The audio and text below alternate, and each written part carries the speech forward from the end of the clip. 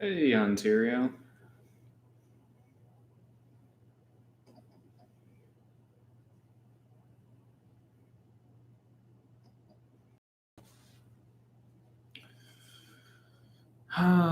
Okay, we are alive. We got the river farm all wrapped up today, and pretty much has been raining all day today. I haven't checked the rain gauge because it is still currently raining. So I imagine we got over an inch. But Michigan is whooping Notre Dame, so that is really awesome. I think it's what 42-14, I think. So that's awesome.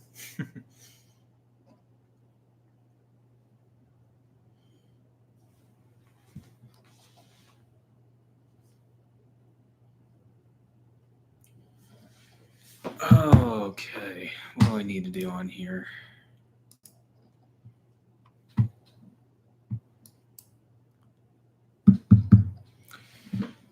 Oh.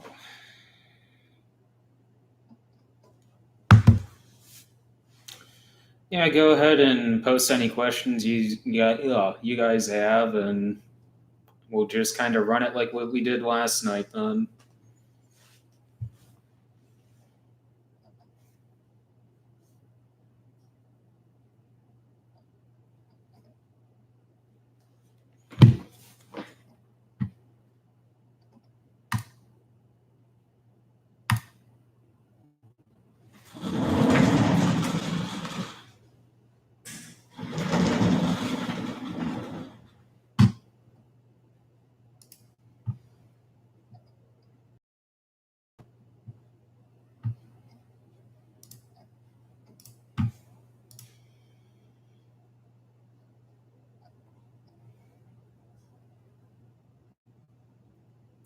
How did I get into the video editing? Some of the YouTube videos that people made. Which field do I want? I want that one. And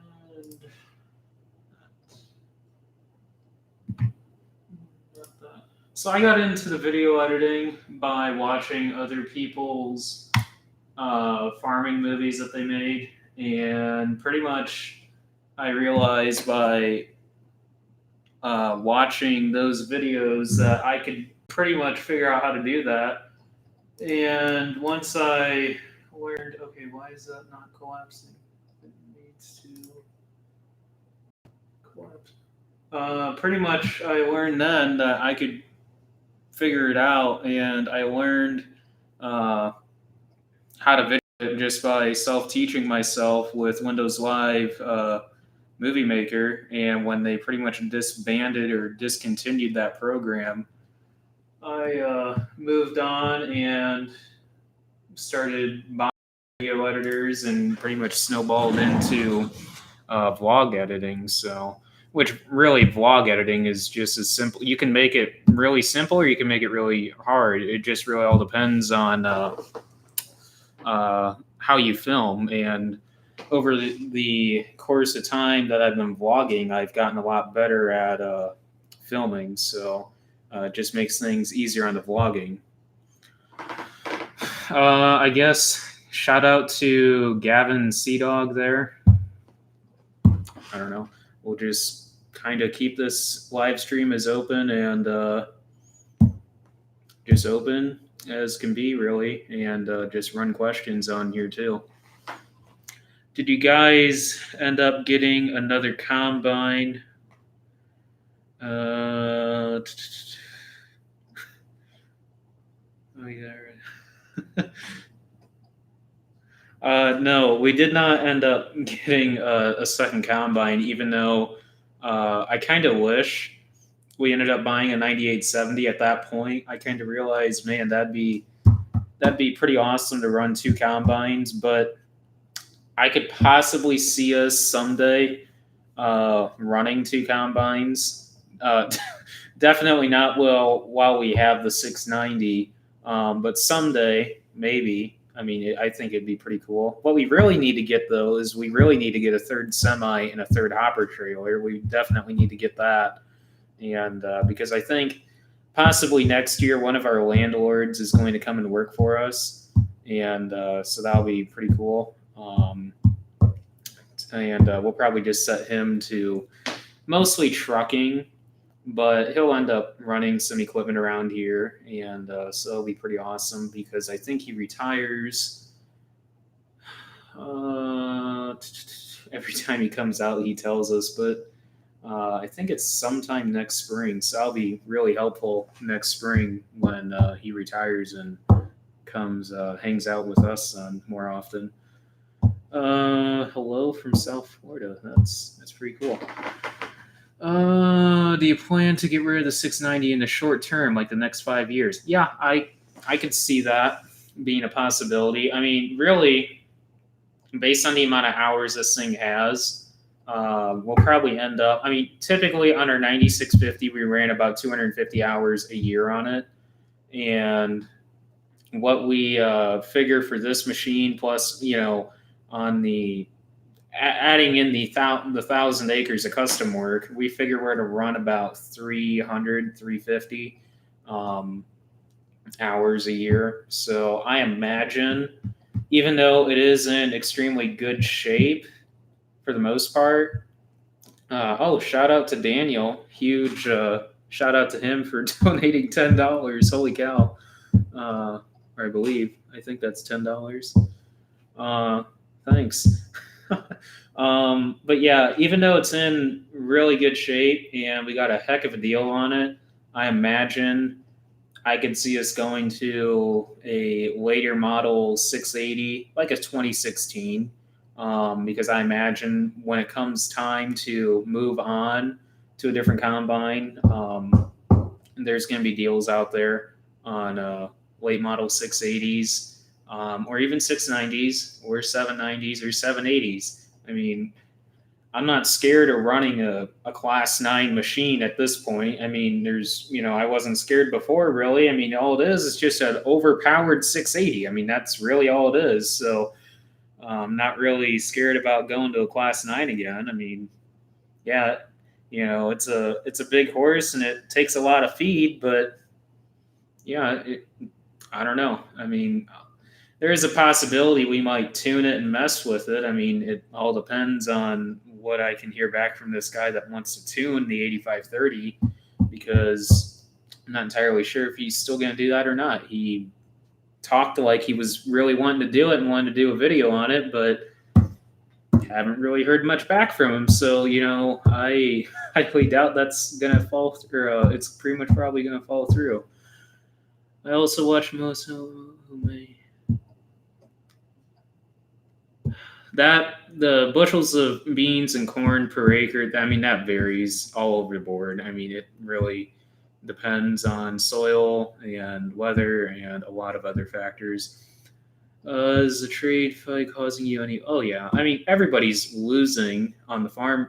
If you are a farmer, yes, you are facing the impacts of the trade war. I mean, everybody that is directly related to agriculture is feeling the impacts, whether you are, in the ag industry specifically, as a farmer, as, a seed salesman, et cetera, you're facing the impacts of the trade war. And, even consumers are facing the trade war impacts based on, the tariffs. So I'm not really going to get any more into that, but yeah. Oh, that's cool. I didn't realize how close you guys are. You're near Michigan City. That's cool. And we got one out of the country, out in Australia. That is awesome. Pretty well. Yeah. It's how much rain did you guys get down in Rensselaer? Because I haven't checked the gauge yet today because it's still kind of raining here.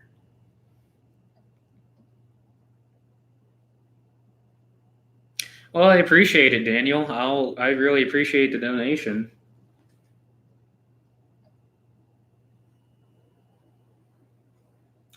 Yeah, from a 9650 to an S690, that was a big jump. And I'll say this time after time again. The only reason why we went to it was because of the deal that we got on it. I mean, it was put this way, guys. It was under 130,000 for what we paid for this, and if you do know it, I'd prefer if you do not post it. But yeah, so we did get a heck of a deal on this, and it for the condition that it's in, it was a really good buy. And I got some guys from the group chat in here on Snapchat.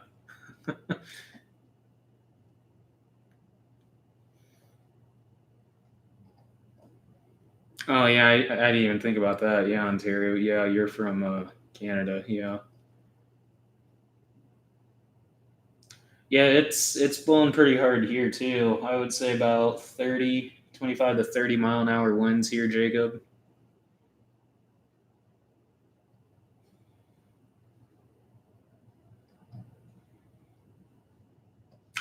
Man, I can't believe how many people in here are actually from uh, around here.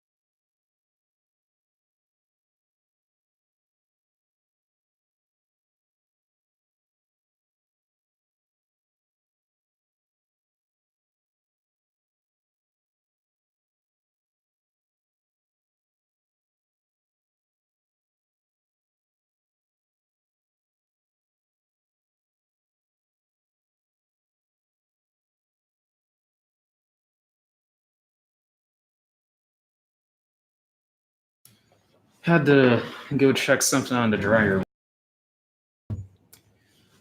Oh, okay. Maryville. Yeah, I can't believe how many people around here watch this. It's unbelievable. Finland. That's awesome.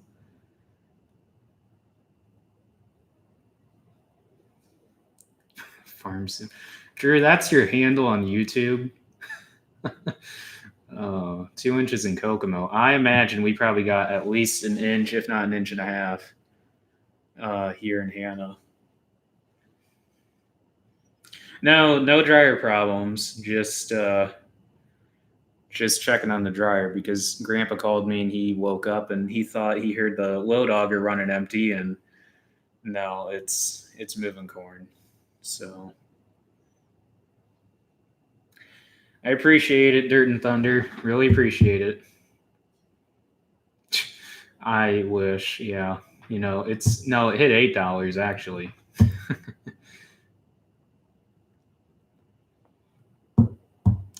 Houston, Texas. That's awesome.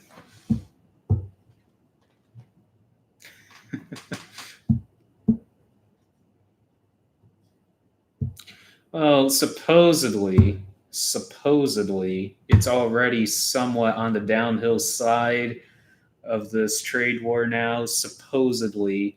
And, we're in phase one, I guess, you want to call that phase one. And I don't how many phases are there going to be? I don't know. And I don't know. I'm not going to get into it anymore. I'm not going to drag politics into this.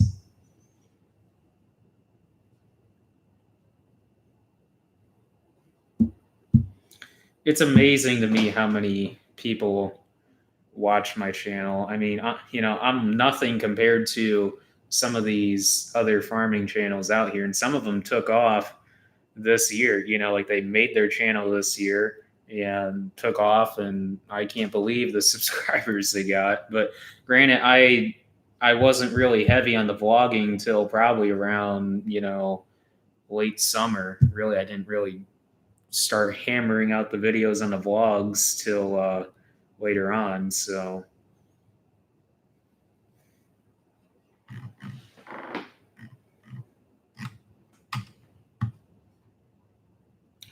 yeah, Daryl, I really appreciate that. Yeah, I should have a video releasing tomorrow and probably Tuesday morning, because we're really just gonna look over some stuff tomorrow on the combine and do a couple of things on a couple of the trucks, and pretty much get ready to go for hauling out all the corn that we picked over on the river, because about 30 some thousand needs to be hauled out here, and that way we can make room for more corn.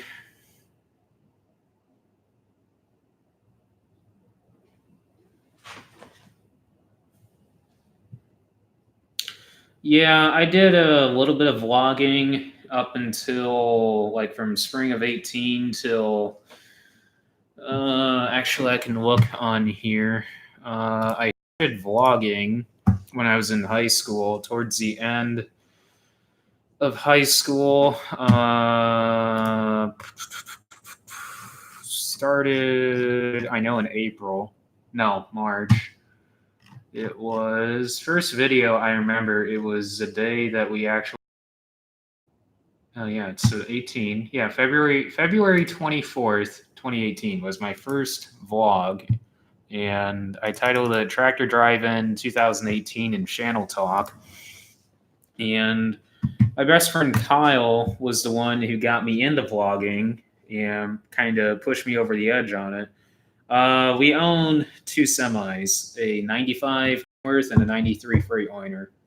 The Kenworth is a T600.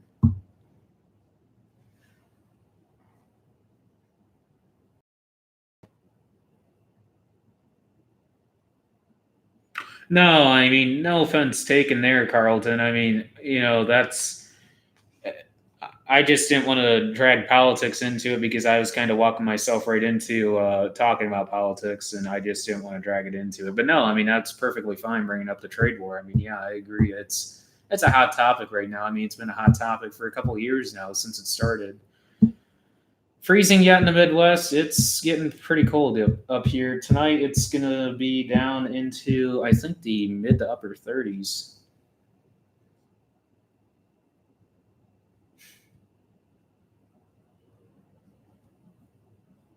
Adam, where are you, what town are you actually located in? Are you how close are you to me actually?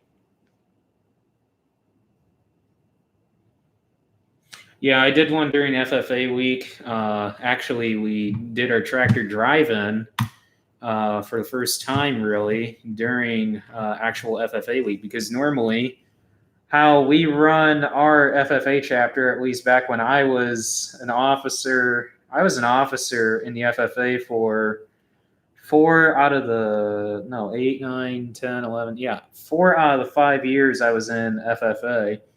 I was a parliamentarian, chaplain, sentinel, and treasurer. And for those years I was in FFA, we pretty much always ran our FFA week in April. And February really never. I kind of wish we would have done stuff in February, because especially tractor drive-in really gets screwed up then, because pretty much all of our equipment's out in the field at that point, and I could only really bring in the 4430 or the 9400T, and I really wish I could have brought the 8530, but I don't know.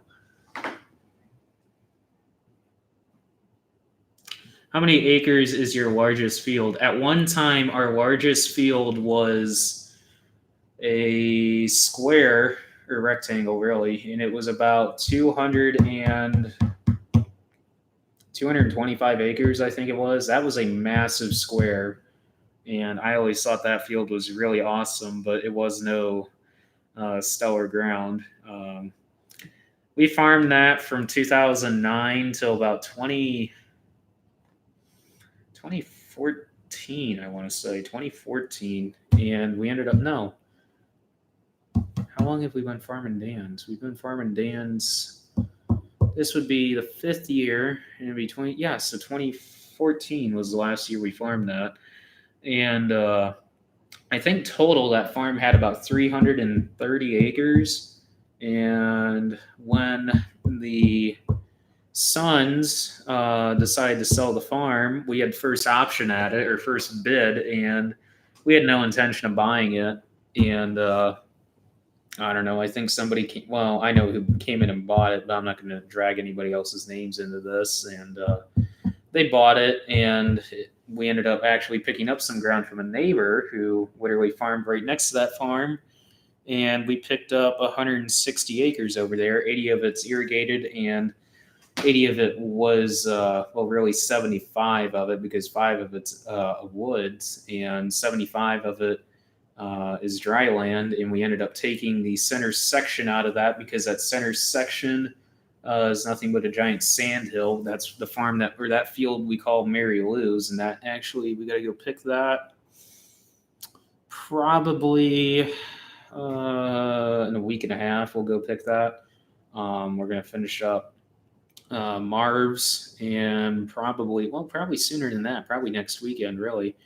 We just got to get that corn moved out of that bin. We'll go over there and pick that after we finish up Marv's stuff, and finish. We got to go cut those double crop beans over in Stark County where that wheat was, and then we'll move back over to Mary Lou's. But that we ended up taking that center section out of that, and it took it down to about 67 acres in that field, because it was a giant literal sand dune, and we put it in set-aside acres, and that way we didn't have to farm that sand hill. So yeah, I mean, we did lose 330 acres, but we picked up about half of it back. But I mean, I wouldn't say the ground isn't necessarily better than what we lost, but it's still good ground. Okay, pick up back where I left off here. What would make the prices of any crop go up? Really, it's all supply and demand. I mean,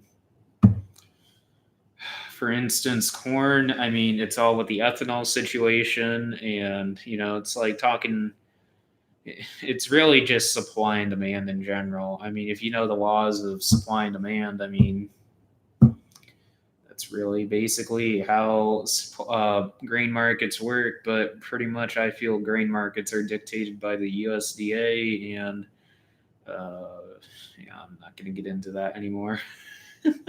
If you guys, any farmers out there, understand my view on that, you guys totally understand what I was going to go for right there. But I didn't want to say anything.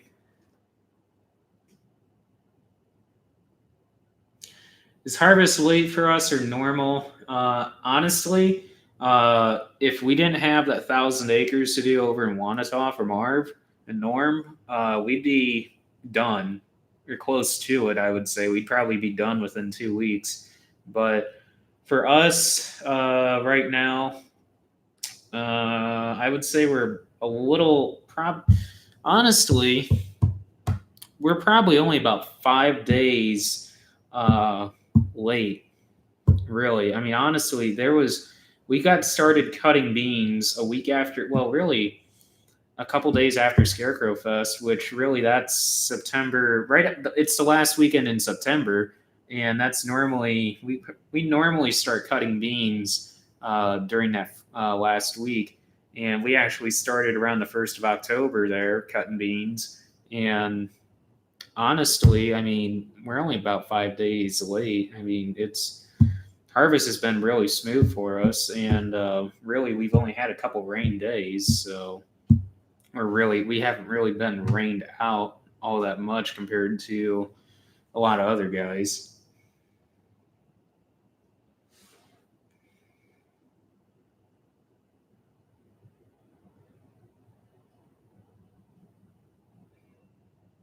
Yeah, Treasure was actually really fun, and I just really there was a couple of things I was questioning in our chapter, and I just wanted to be treasurer for a year to just kind of see uh, the money side of things on our chapter, just to kind of see where things were financially going, because a lot of people in the community donated money, and I just want to make sure that it was actually being used um, for the chapter in a good way. What's your favorite Deere tractor? Right now, I really like the 8530. The 8530 is really nice, but I imagine when we go to an R series, I'll be saying differently on that.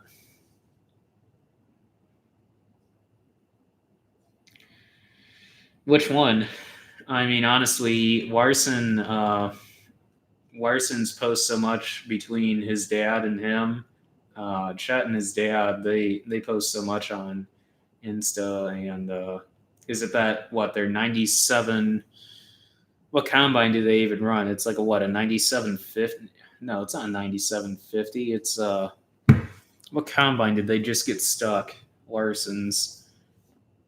They buried that thing pretty good, and I think they messed up that boot on that auger, if I remember right. It was a.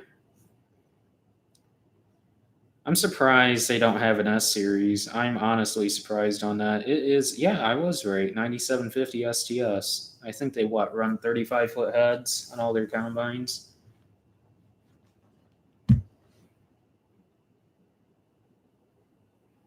Where's the combine even at, Jacob?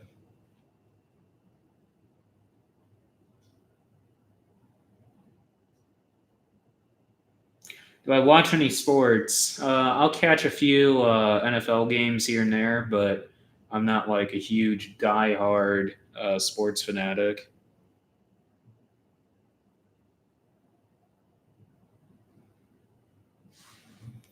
Any more demos coming up? As far as I know, no, but always a possibility. Hey, I appreciate it, Dilly.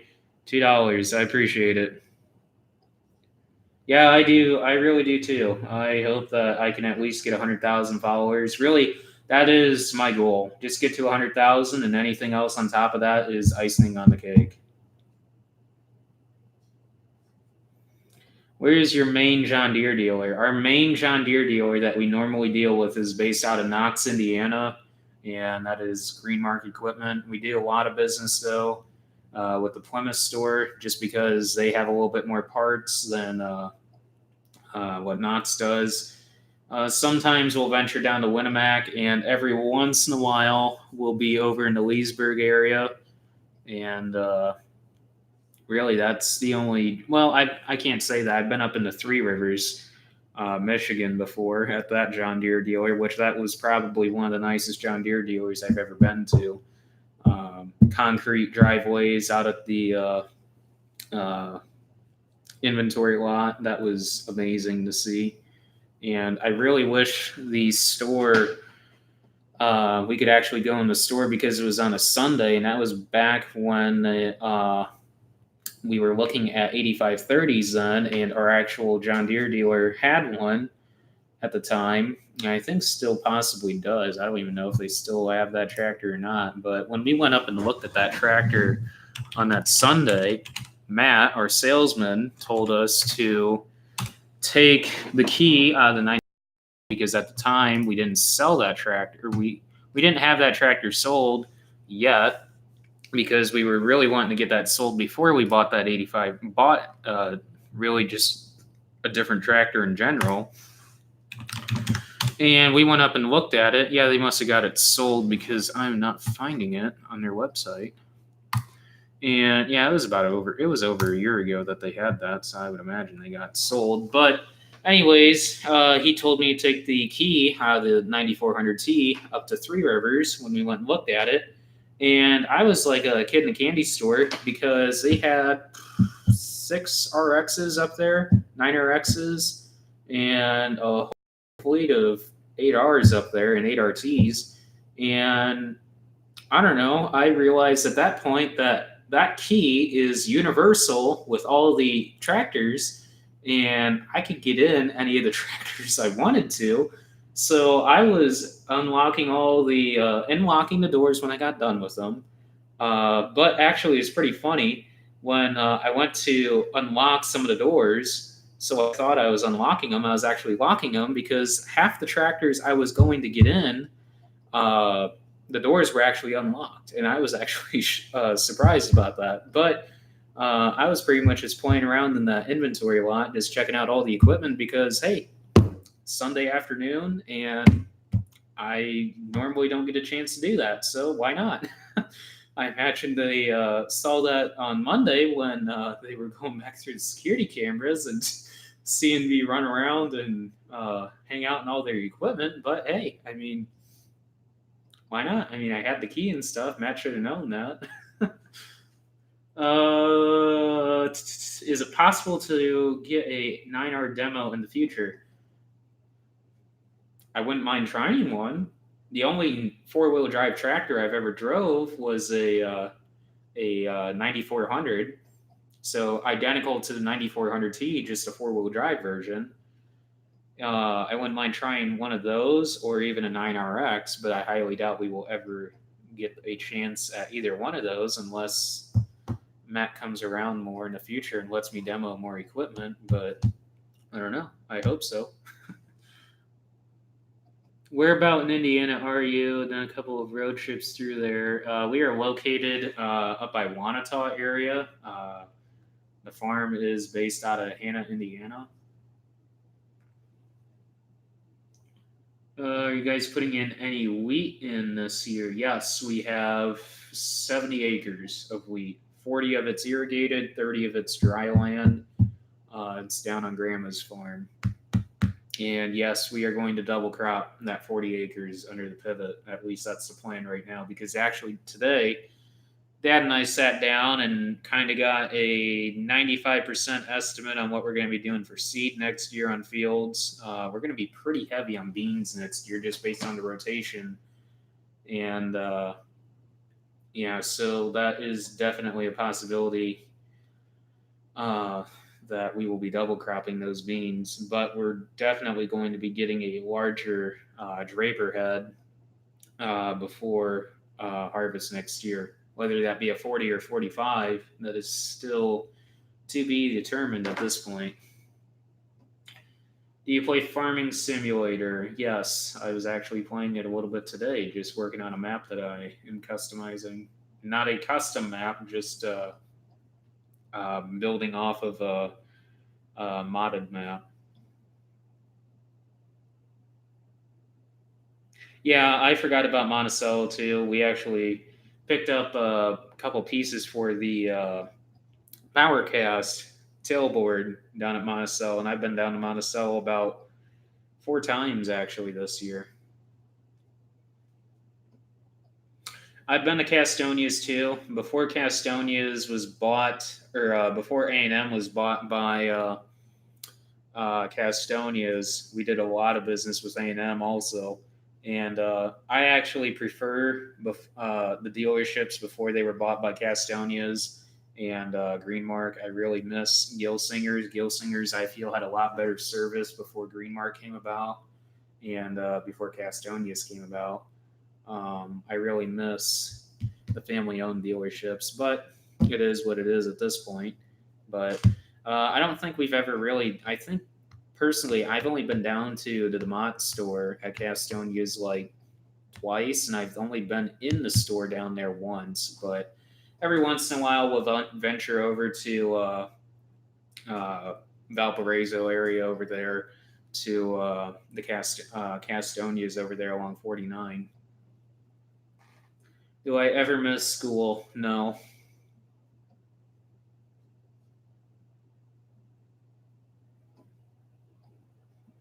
No, I personally do not want to have a two-track on the farm ever again. After dealing with the 9400T and the berming it caused on our no-till ground, I do not want a 2-track machine. A 4-track or a quad track or 9RX or RX or whatever you guys want to call those now, or at least what John Deere's quad tracks or 4-tracks are, because I guess some of you guys have specific terms for them. But I call them quad tracks, whether that be red or green. I'd love to have a quad track, but really don't have a need for it on our farm. Are you going to go new or used on Draper? We are not going to go too used. We would only go a year old if we went used. The head that we have now is a 2010, and we bought it in 2011, and we've had it ever since. So we've had it about 8 years now, and it's a close to a 10-year-old head almost.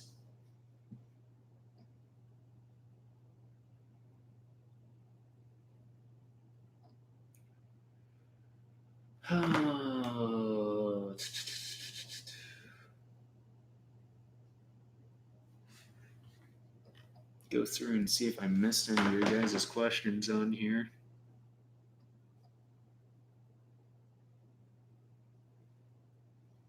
Yeah, that's one thing I try and keep my channel as open as what I can.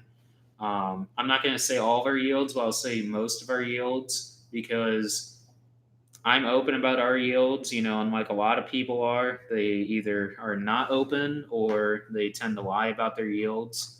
And I am not for that. I am going to tell it how it is and lay it all on the table. Not all of it, but for the most part, you'll hear me talk about a lot of our yields. Yeah, that new 8RX, actually in the US, it will be Monday at noon Eastern time, I believe, on RFD TV. I've actually already seen pictures of it if you guys follow me on Instagram and Snapchat, which I will post both of those so you guys can add me on there and follow me. You've seen pictures that I posted of all the experimental equipment, whether that be the combine or the 7Rs and 8Rs. And I've got a buddy of mine that has actually sent me video inside the combine. I'm not going to say his name because I do not want to throw him under the bus, but I really appreciate that video. That video was actually really interesting, or those videos that he sent me on Snapchat. That was really interesting to watch, of pretty much a sneak peek of what the new combines look like.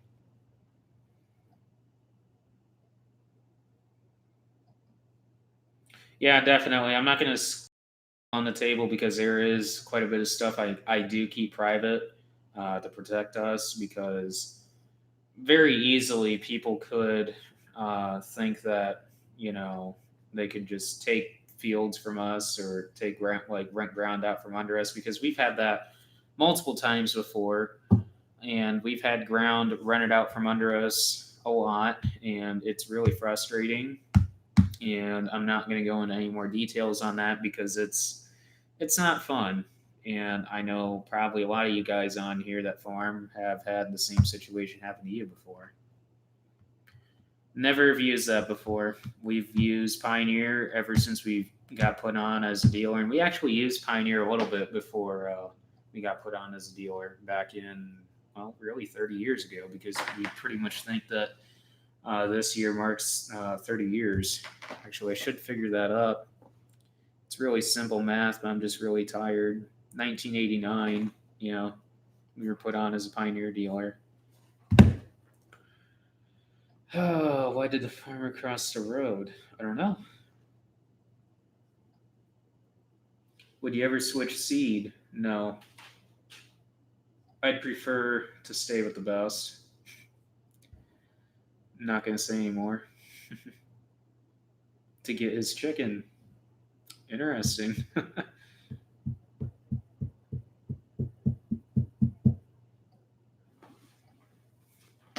I don't know how long this stream was, how long I'm going to run the stream tonight. I'll probably run it over an hour. I have no idea how long. It might go over 2 hours. I don't know. It all depends on how active you guys are in the comments here.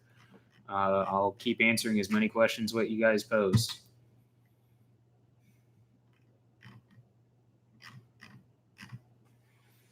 Do you rent any ground yourself? At this time, no, but I imagine in the future I will. It's just inevitable, but I'll just run it all with the farm.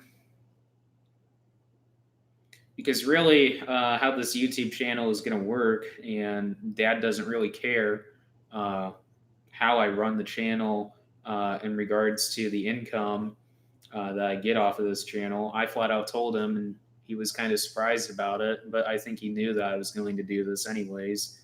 That I all the revenue, pretty much, or most of it, I'm going to kind of just invest back into the farm and into lower totem pole purchases, such as a green cart. But I think that kind of got bumped up some after Dad realized that we definitely need to go to a bigger green cart. Um, Hopper trailers, skid steers, forklift. I know you guys give me crap about that forklift. That forklift, there is nothing wrong with that forklift except for the fact that we, I don't know, that the belt's fine. You guys sit there and say that the belt's loose, and the belt's tight as can be. I mean, you guys can come check this thing out. This thing it's just old. It's a 1960s forklift, so gets the job done. Every once in a while it squeals, but how many acres does your family own? It's around, I believe it's 545. Yeah, just over 540. See any vulture tractors in Indiana? Not in person, but I've seen them in Fastline magazines advertised in Indiana, and actually kind of more up by Napanee area. Are you guys going to get a bean planter or keep using the drill? At first, Dad and I, about 2 years ago, really wanted to go to 15-inch row beans. My dad's best friend, Scott, he uses a 10-inch drill and air drill, 1990 CCS John Deere air drill. And I really like the looks of that. I would love to go to that on our, if we continue with drill beans. In my opinion, drill beans are better than 30-inch row beans. And our sugar plot actually proved that, because we actually had a check of no sugar on 30-inch rows, and that actually proved the drilled beans with no sugar, because we didn't put sugar on on the drilled beans, made about 58 bushel. Yeah, 58. And the road beans in 30-inch rows without sugar made 46. And the beans with sugar in 30-inch rows made 56. So the sugar does help on that trial, at least, but I would like to try it in drilled beans just to kind of see. But back to drilled versus planter, I feel with a planter you're going to have more options with in-furrow and starter on beans, which really I would just want to try out in-furrow first and maybe work our way into starter. But right now in our area, water hemp is like the royal pain in the rear right now on weeds next to mare's tail. And we fight it on both ends. On the high ground, we fight mare's tail, and on the low ground, we fight water hemp. And I imagine it's like that in a lot of places. But we feel with the drilled beans, you're going to get better row closing and better weed suppression. So that's why we stay with the drill. But yes, I would like to go to an air drill someday. Someday we will have an air drill, definitely, just for the amount of cover crop we're going to continue doing. And wheat, yes, we are going to continue with wheat. I did talk about that why in a previous video. But as far as a planter, I wouldn't go any wider than 15-inch rows on beans. I've seen some guys do 20s, and I've talked to guys that run 20s, and just for the weed suppression, I wouldn't want to go any wider than 15s. You want me to make more jokes or not? I don't care what you. I don't care. You can keep the jokes up. I don't care. Like I said, I'm gonna keep this stream as open as possible. But I mean, if you guys are gonna start doing like what that one guy did last night in the stream, then I'll just put you in timeout or whatever they call it on here. Is there any farm shows you go to in Indiana? In Indiana, we try and go to the Fort Wayne Farm Show, but otherwise, that's pretty much it. Why doesn't your dad get on any videos? He jokes that he is the star of the videos, and it's kind of funny because, like you guys say, he's hardly in the videos, so I could hardly even consider him being the star of the videos. But I don't know. He's, I think, camera shy when it comes to this, but we'll get him on here. Like I said, he needs to get on here because I feel it'd be really interesting to have him on here.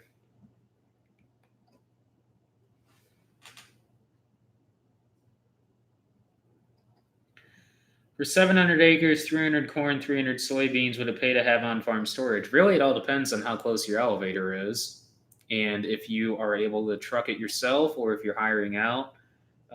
We make it work with the amount of acres we have. We only have 42,000. We only have 62,000 bushel of storage, and we only store corn. Eventually, what I would like to do is keep the 42,000 bushel bin where we have it. Move the 20,000 bushel bin on the north side of that 42,000 bushel bin, and can. It's at how many rings does that bin have? I think it has 8 rings, and I believe you can take that bin because it's a 36-foot bin diameter. You can take that bin, if I remember correctly, looking on Brock's website, you can take that up to 13 rings and make that a 38,000, no, 30, 36, mid 30s, lower to mid to lower 30s, 1,000 bushel bin. And I would like to convert that bin to bean storage.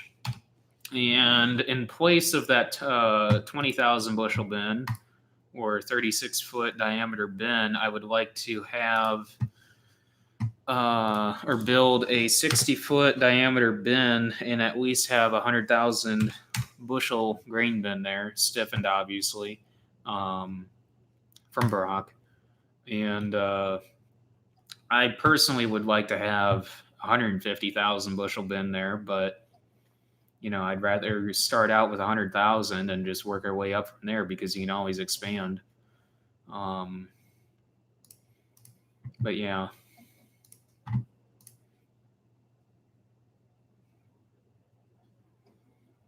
So yeah, back to your question. Yeah, I kind of went off on that, but back to your question. Yeah, it's really something that you just need to sit down and figure up and decide for yourself.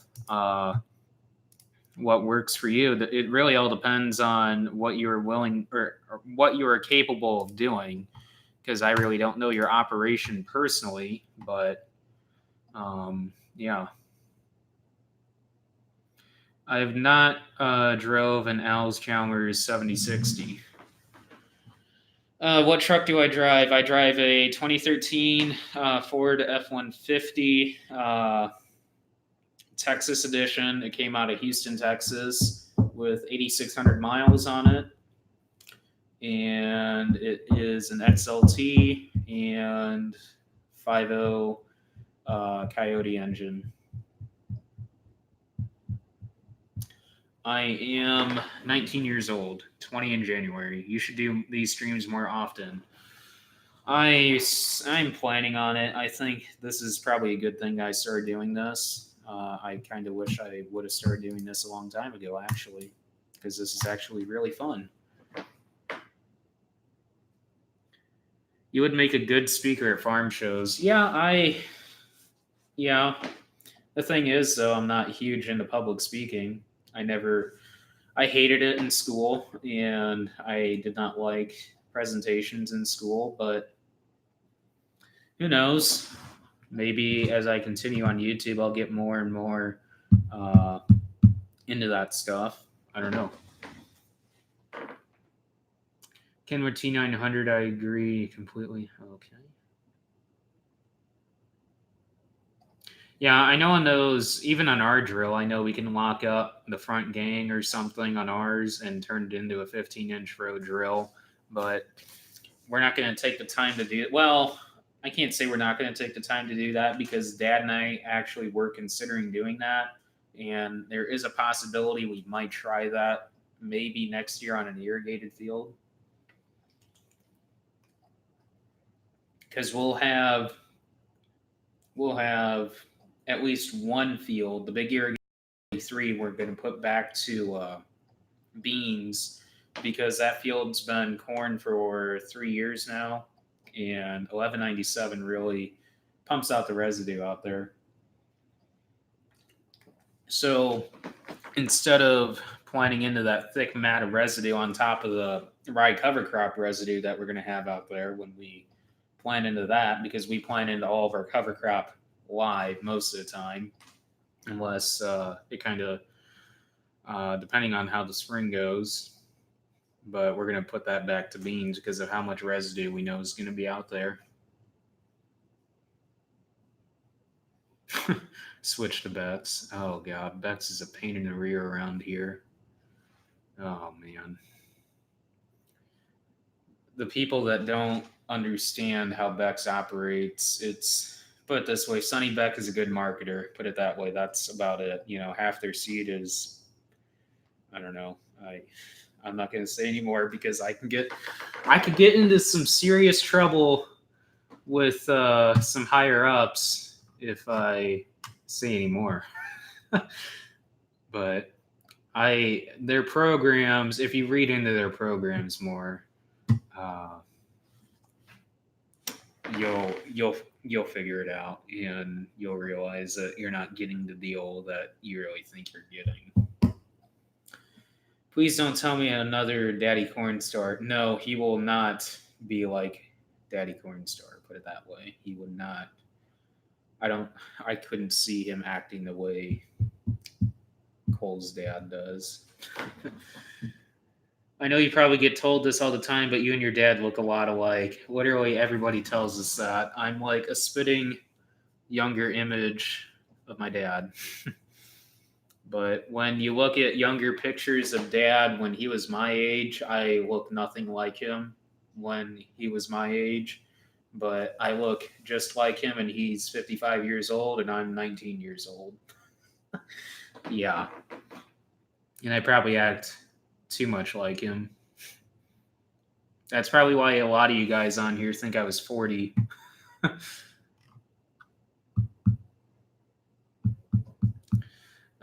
Hit that thumbs up button. I can't even talk. Hit that thumbs up button, everyone. Hey, yeah.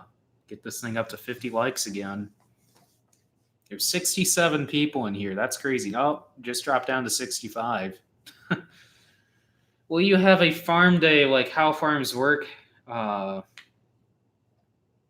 Maybe. I mean, maybe.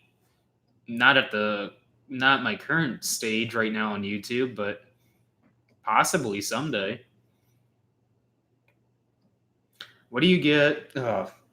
What do you get if you cross an angry sheep and a moody cow? I don't know. What day is your birthday? It's in January. It's for you guys to figure out. Are you selling any merchandise? Currently, I'm looking right at it. The center cabinet here in the shop, office, not shop, is completely stocked full, at least on my side, or at least 3/4 of it, at least of my side of the cabinet, is stocked full of sweatshirts of any size and t-shirts of any size of the same sweatshirt that I'm wearing right now, and the t-shirts look the same thing, or look the same as this. And I will have hats eventually, but that will probably come sometime this winter. And my sister, who's she's 16 and just got her driver's license recently, so I don't have to drive her to school anymore. And so yeah, I'm just skimming over the comments while I'm thinking right now. But yeah, so she is working on my website right now, so I can um say that I can contribute the Pilot of the Countryside website for my drone business to her. She designed that, and she did an amazing job on that. And having her make the Werner Farms YouTube website, so I will have that out sometime before Christmas, hopefully. Yeah, I only have my one sister, and that's Amanda. She's 16. She's been in one? No, she's been in two videos. The one video you guys thought that was my girlfriend, and I'm like, no, that's my sister, guys. An animal that's a bad mood. That's funny. Mine's January 24th. That's cool. 2001. So you are actually you're younger than me. That's cool. Your birthday is on January 6th, right? I don't know. Good question. It's for you guys to find out.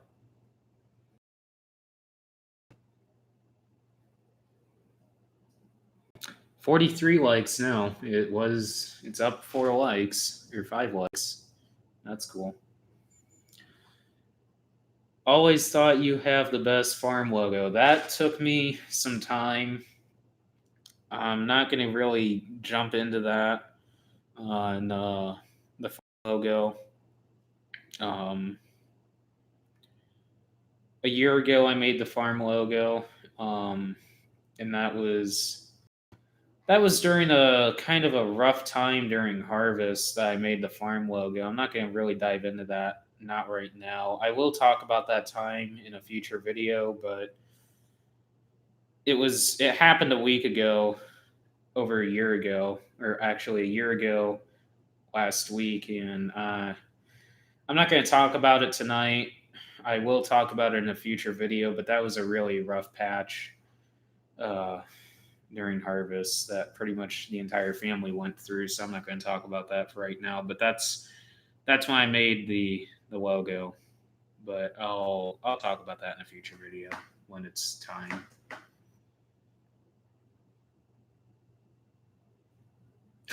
Now everybody's posting their birthdays in here. That's funny.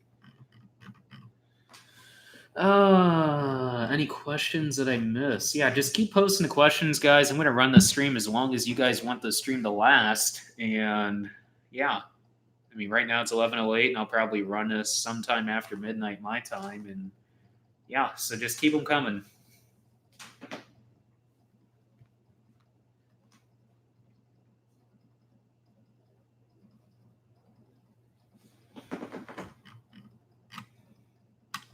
Man, you guys just all of a sudden just stopped in the chat. What the heck?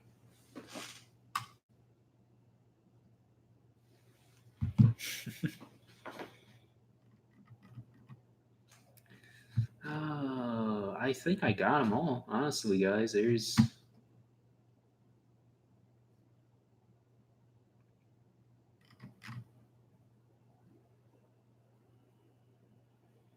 for a non-corn farmer, at what moisture does corn store at?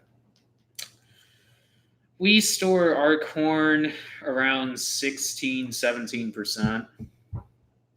We dry it down to that and store it. That's just how we do it. I know some guys store it at different temperatures or moisture levels, but that's or not temperatures, moisture levels, but that's what we store our corn at. And we normally haul out sometime in the summer, but we've held corn. Actually, we didn't get the north bin empty, that 42,000 bushel bin empty, till about last week, actually. So, what are you doing up at 5 a.m. in the morning? It's actually 11:10 p.m. My time right now. What are your thoughts on no-till? Well, we've been doing it for over 30 years, and I think most people can do it on their ground, almost on any soil type. Almost, I say almost, and do not criticize me on that. I feel that almost any ground or any soil type can be no-tilled, and it's just a matter of how much effort and how much work you're going to put into it, because you're not going to get the results or reap the benefits of it in one year. I know a lot of guys tried no-tilling in our area this year and really bashed it because, gee, you're not getting the results because it takes time for that soil to adjust to the kind of soil practices that you are doing to it right now. Plain and simple, guys.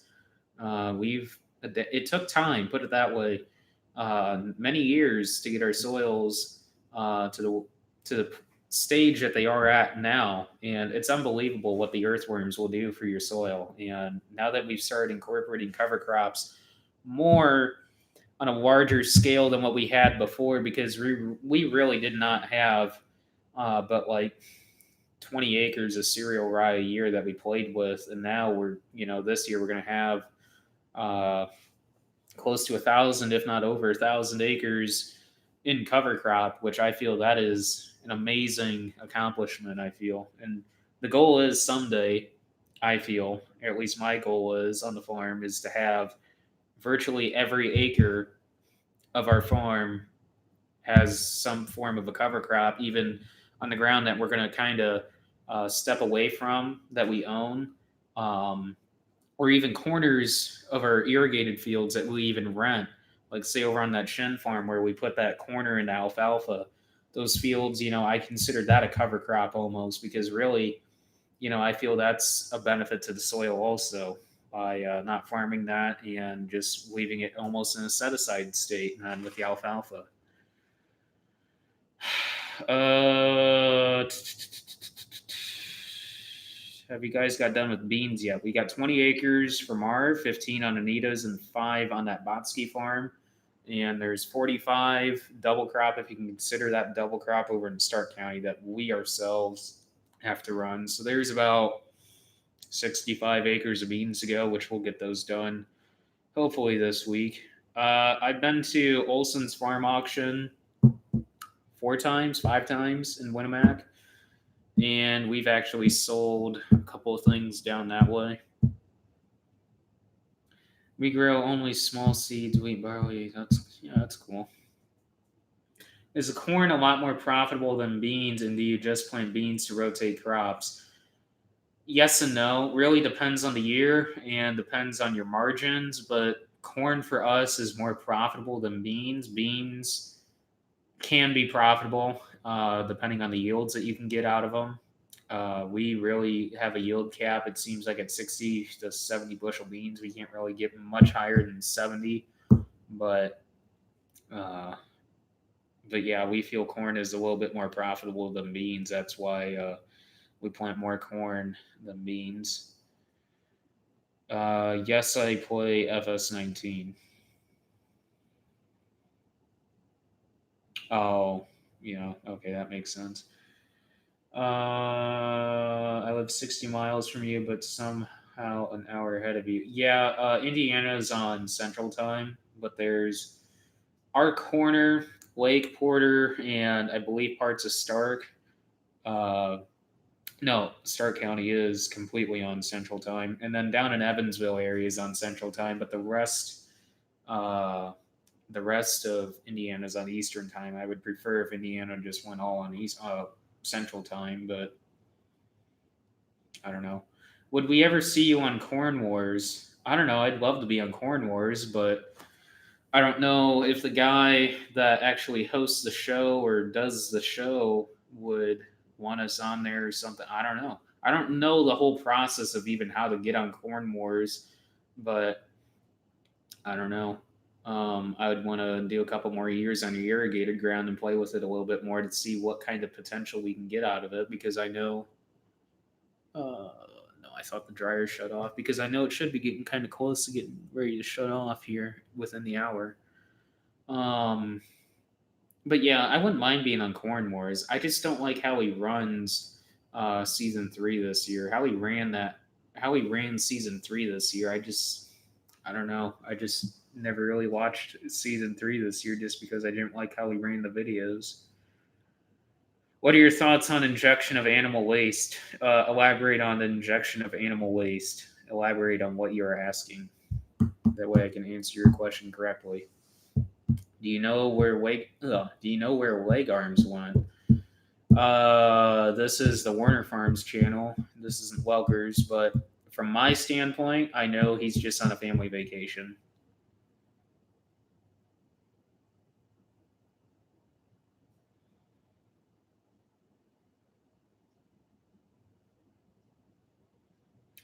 That's crazy. I can't believe I completely forgot about the wildfires out in California. To be honest, I hardly watch much news. Honestly, I don't really watch that much news. I mean, I watch TV, but I just don't really watch news.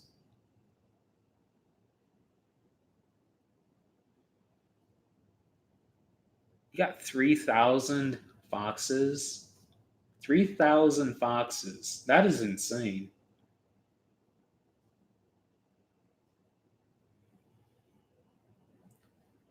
How do I feel about the USDA numbers and their yield estimates? So what happens? Let me ask you guys this: what happens when, say, the average person, taxpayer person, fraudulates their taxes? What happens? Just post it in the comments. What would happen if I were to turn in uh, fraudulent taxes?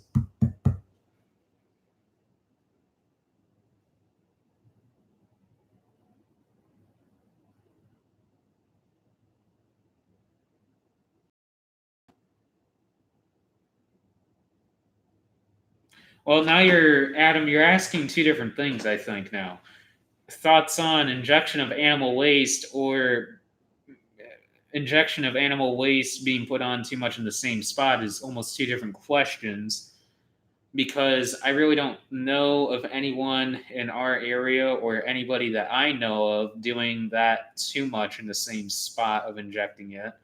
But I know guys around here that do manure injection, and I I would love to do it. Put it that way. That's why I would love. I know you guys asked me before about um, what I would do for livestock, and I said, doing contract feeder pigs. Um, and the only thing is that I would want or the only reason why is because I would want the manure, but I've heard that is a chore and a half to do, and I don't know if I really want to do that.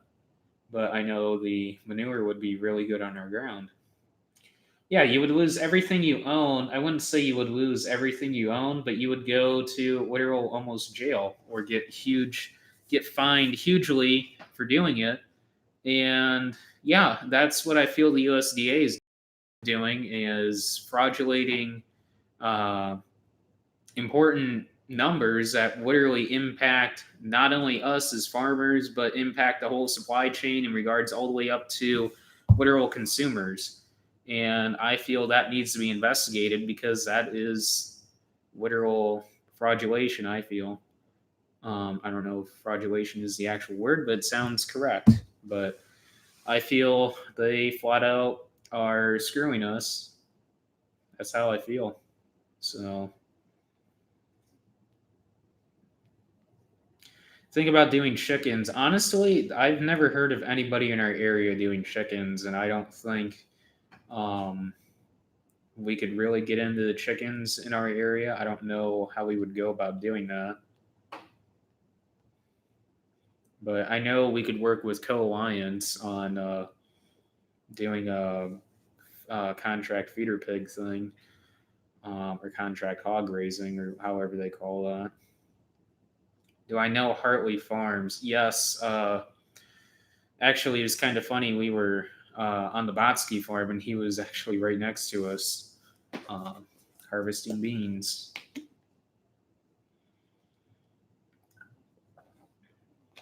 Pretty much since I was born. I'm 19 right now, and pretty much I've always been on the farm. Always.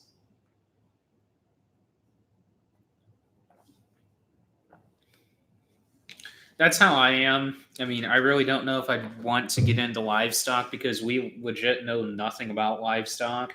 Um, do not like the video. Do not like the video of the John Deere combine. Okay. Do I watch college football? That is a no. I don't really watch college football hardly at all.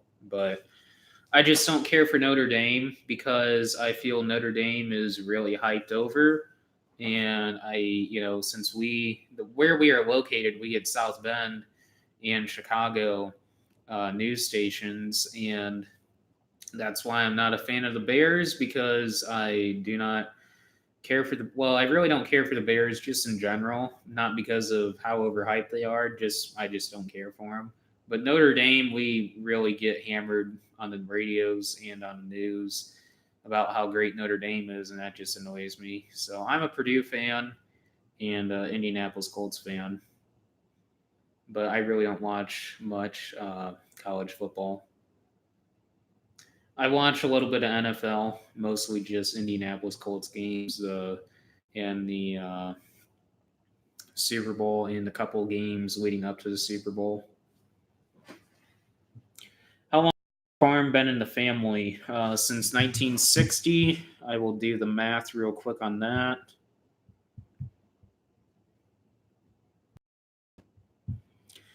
Next year will be 60 years. God, I'm slow tonight. I'm so tired. I'm like, I don't know. I should have known that. 2020 minus 1960. Oh, man. The fair oats dairy will spread manure on your fields. Really? But I imagine we're way too, well, I can't say we're too far away from them, but we're about an hour away from them. So I highly doubt that they would come over to our fields. But you never know. Yeah, Notre Dame got beat by Michigan tonight, and I think that is awesome because I am, like I said, I'm not a Notre Dame fan at all, and any day that Notre Dame gets beat on any sport, I feel is awesome.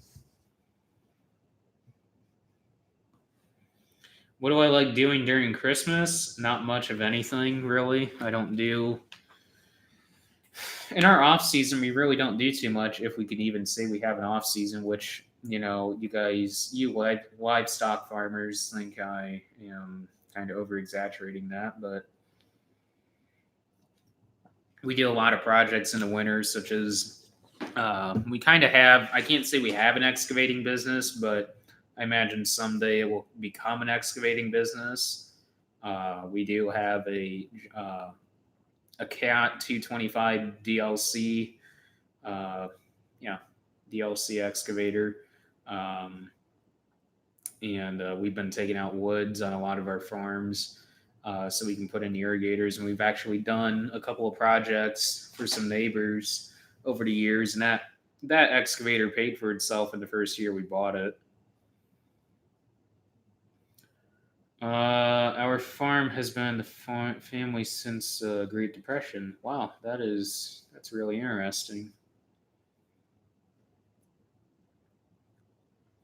I'm not a huge sports fan. I like baseball. I actually played Little League, and I I don't know. I can't even remember all the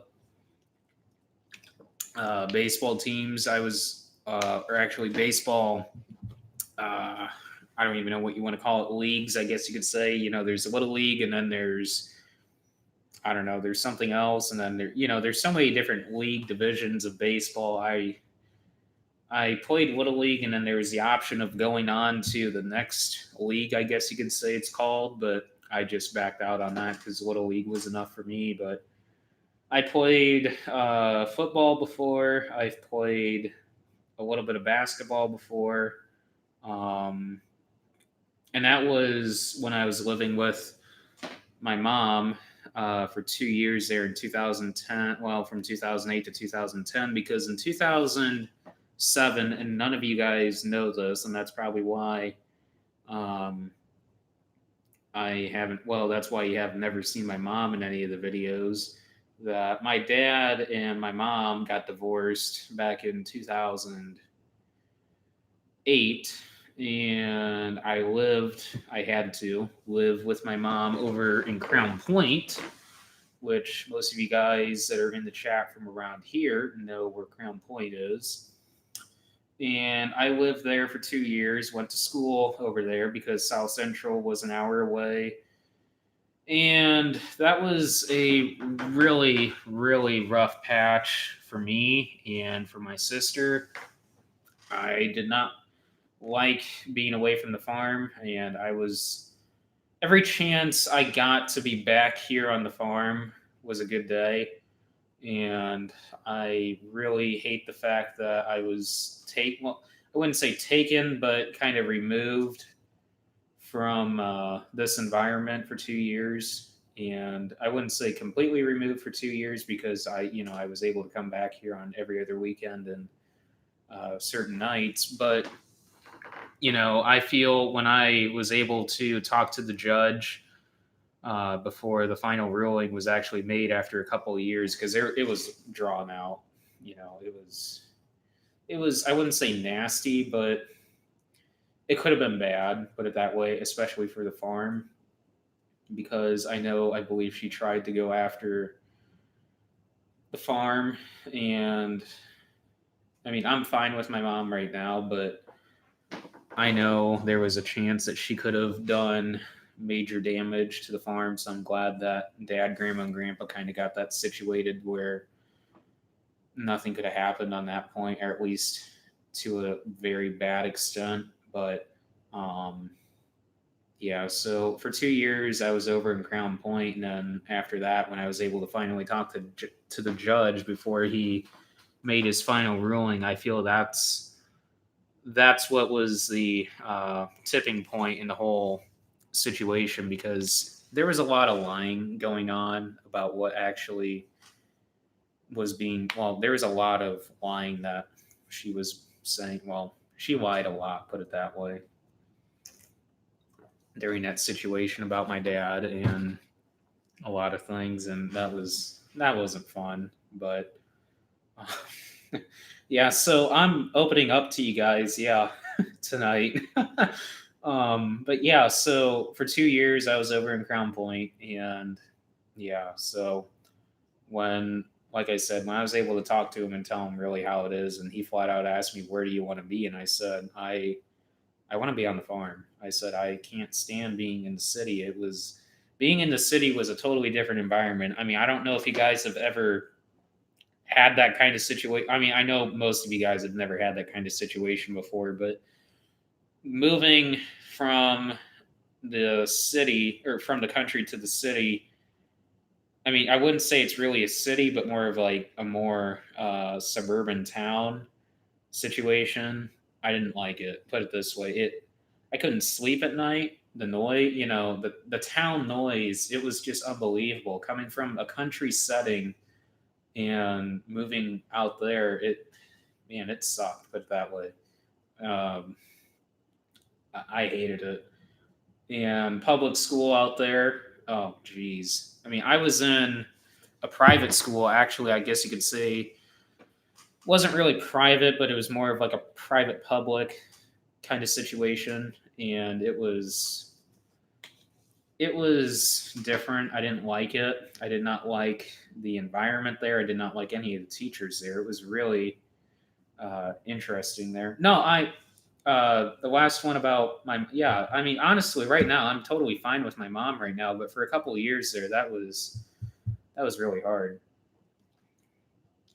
Let me put it this way: I haven't fully forgiven her because I know the whole situation, the whole backstory on it, but I'm totally fine with her at this point. But I just haven't gone over to see her in a while, actually, for probably a while. I mean, I see her every once in a while, but for actually like going over and seeing her at her house, I haven't been over there in a while. But just because we've been busy nonstop, but I talk to her every once in a while. She'll call me and I'll call her, but I'm totally fine with her at this point.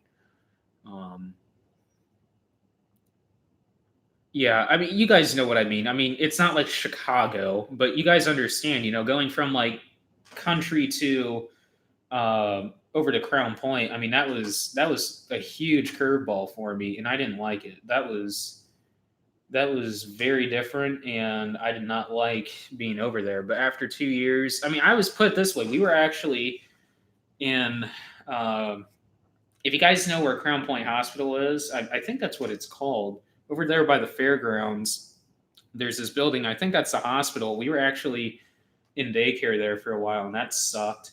There was daycare at the school um, starting at 5 in the morning, and my mom still currently works for AT&T, and the AT&T office that she worked out of was either in Crown Point or out of Blue Island at the time, and we would have to get up that early before a little before 5, really around 4 in the morning every morning, and um, go to daycare starting at 5, and have to sit there and wait till about 8:30, and then go to school because the daycare was literally in the school. So that sucked. So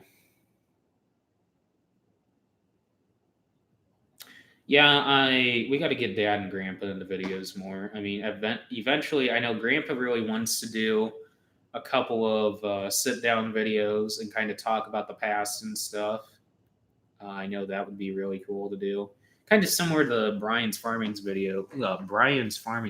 I really like his videos. That's probably one of my favorite channels out there besides Welker Farms and Minnesota Millennial Farmer, and a few others that I watch, like Hartung Family Farms and Iowa Dairy Boys. And who else do I watch? There's so many out there.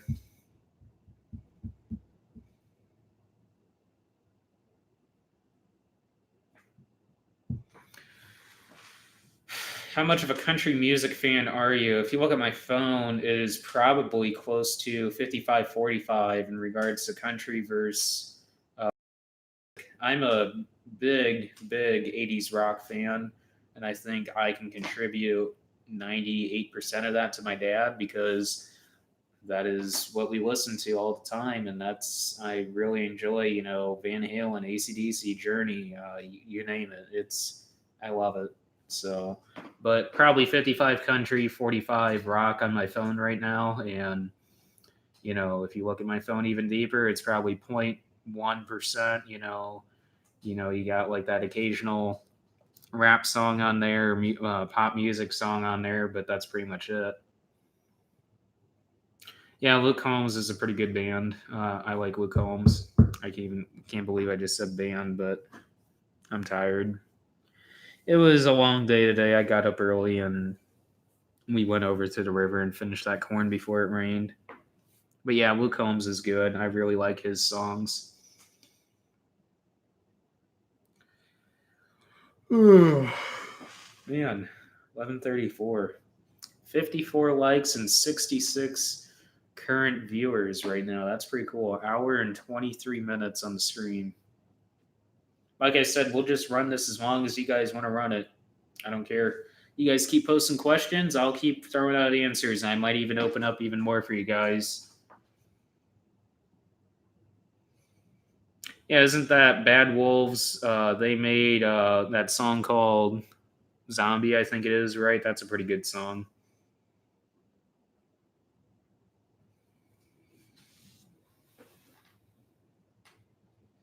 Yeah, I hated being in the city. I mean, I guess you can't really say it's a city; it's more of a town. But I hated that. I hated suburban life. It felt like the best way to describe it. It felt like you were in a cage. I mean, I did not like it. I wouldn't say. I mean, well, the one house that we lived in, it was a townhouse, I guess you can say, and fenced in backyard. Oh, that sucked. Growing up on four wheelers and everything, riding around, having that freedom, and going from that to that sucked. That really sucked. What's the name of that big farm by you? The guy that has a YouTube channel just starting. Oh, Abbott's Tyler Abbott. Abbott Farms. They farm, I think, 7,000 acres in La Crosse. I don't know what happened. I thought he was going to continue with the videos. I know he is, but he hasn't posted in like forever. I think like probably a couple months.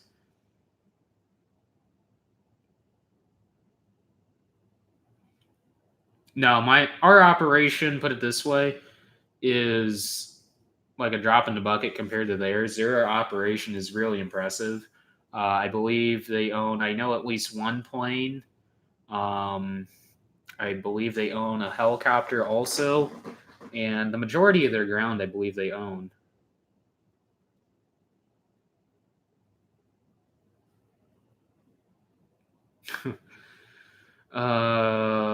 What was the final problem with the transmission on the combine? It was the main gear case off the side of the engine there on the engine was low on oil. That was it. And the temperature sensor was bad on the or is bad on the transmission. We haven't replaced that yet. Um, so yeah, we're gonna get that replaced and go from there. But otherwise, once we got that, once we added the oil, and once we realized that's what causing the transmission to do or throw those codes and slow us down like that in a 3.1 mile an hour cap or 6.5 mile an hour cap, um, yeah, it fixed it. So when I first started driving, I hated the square and Crown Point. Yeah, I hated every literal thing about Crown Point. I was so thankful that I did not have to go to Crown Point High School. Oh man, I actually have. My mom has married since the divorce. She got married again or remarried, I guess you could say, back in. Oh man, it was a couple years ago, really.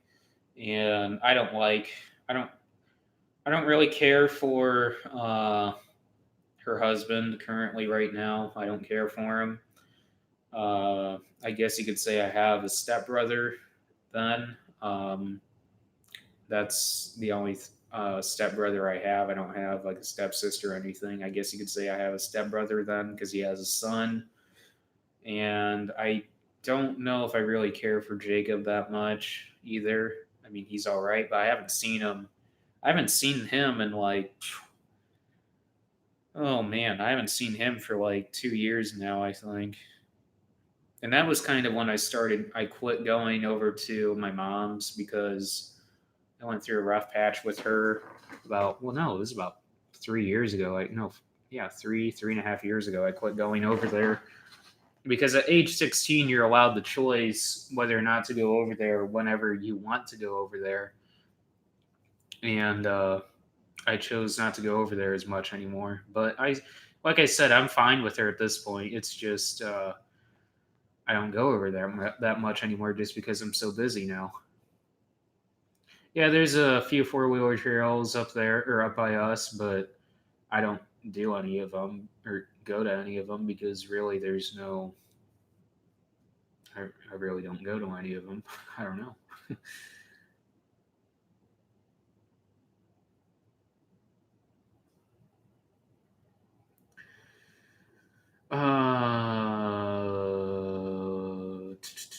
Did you ever do a finished tour of your office and shop? It's just an office and garage. There's no shop. We have a shop, but we didn't build a new shop yet. Eventually, here we need to build a bigger shop. My ideal shop size, I would like. I had to figure it out because I sat down and figured it out. The building over at our house that we built for cold storage, that is 76 by 156, I believe. Yeah.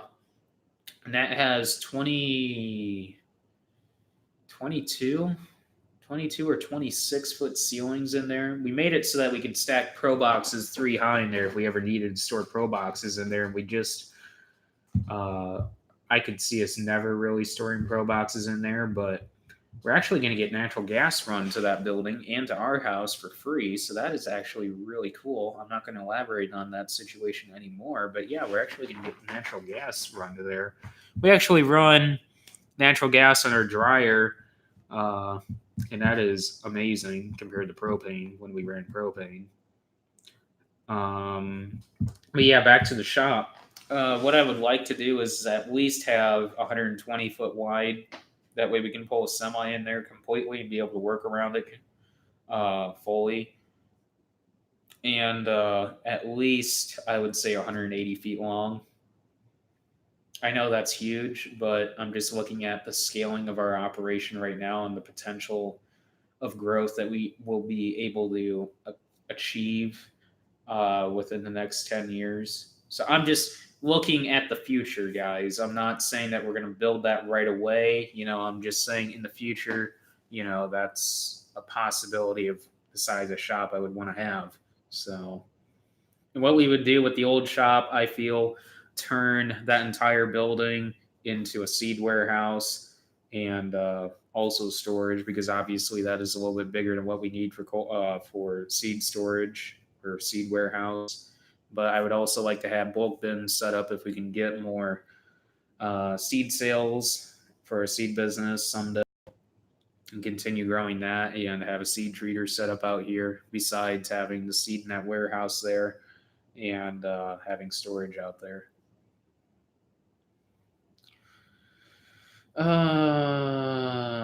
Abbott Farms is amazing. Tyler and Austin graduated from my school. That's No, I don't listen to George Strait. I'm not really a big George Strait fan at all.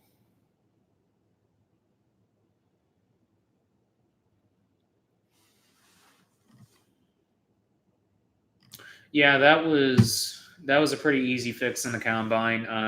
We're gonna keep an eye on both the transmission and the gear case, and because we know there is a reason why the oil seem. There's an obvious reason that there's low oil in the gear case. There's a leak somewhere, so we just got to find it. So, which sucks, but it's not always rainbows here on the farm. Kittens and rainbows.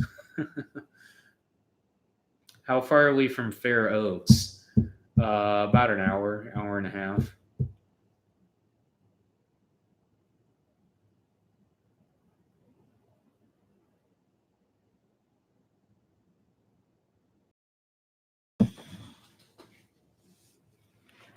Do we have snowmobiles? Nope. Four wheelers. Wouldn't mind trying out a snowmobile, but I grew up on four wheelers, and I really don't have too much of a desire to own one unless it changed, like I get my mind running one. I don't know. I'll see. Yeah, I don't have too much off time at all. Video editing now, live streaming. Live streaming's been really fun for the past 2 nights now. Yeah, I'm going to continue doing that. Um, Flying the drone, hanging out with a couple of friends. Otherwise, I don't have too much downtime, guys. uh,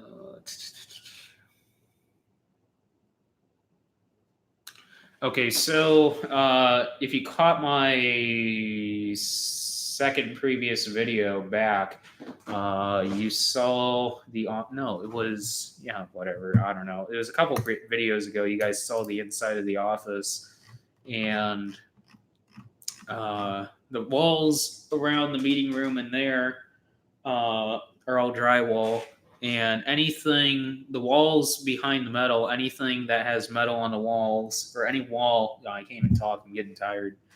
Any wall that has metal on it, or the corrugated tin or metal, whatever, has OSB behind it.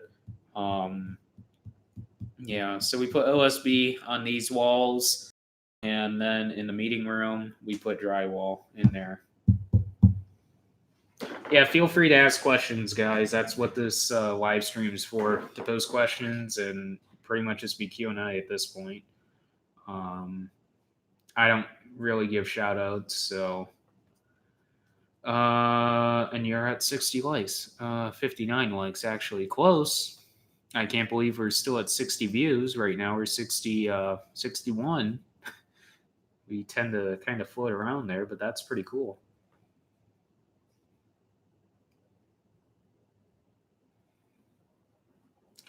See, what I really don't like about snowmobiles is that too many people in our area own them, and they feel that they can trespass and go wherever they want.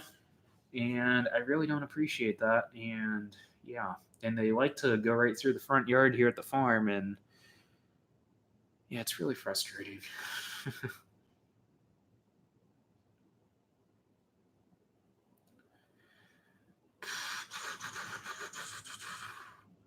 Did I take a vocational in high school? No. Well, if you can consider ag classes being a vocational, yes, but South Central High School really, uh, has an ag program. That's where I had the FFA program at, is South Central. For those of you guys wondering, watching my videos throughout harvest, yes, I haven't had a haircut in like 3 months, so my hair is like extremely long, longer than what I normally have that. So that's why, um, some of you guys are probably wondering about why my hair is so long. I just haven't had time to even go get a haircut. Yeah, what about a skid steer? Yeah, we really need to get one. That is like one of the lower totem pole purchases, like I was talking about, what this YouTube is for. I wouldn't mind having a demo from a JCB dealer, like what How Farms Work got, Ryan from How Farms Work. I really like the looks of a JCB teleskid. Not to say I wouldn't mind trying a John Deere like 333G or 328E skid steer, but I really like the idea of having the boom positioned where, say, you set the boom at a position where you wouldn't be able to open the door and get out, whereas with the teleskid, you can set the boom at any height and get out from the side. So I really like that idea, and I really like the telehandler skid steer combination that JCB designed.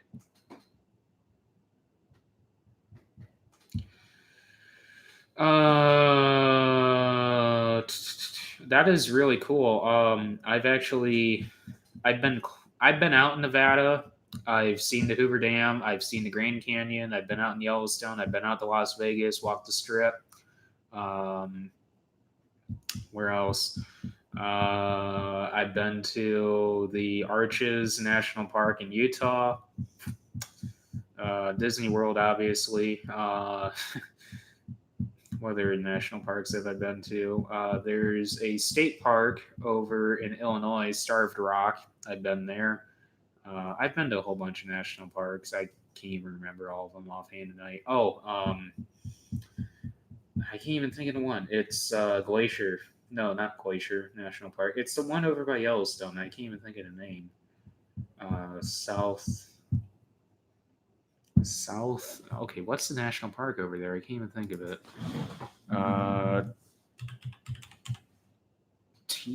Is it Tetons? I think it's Tetons. Yeah, Grand Teton National Park.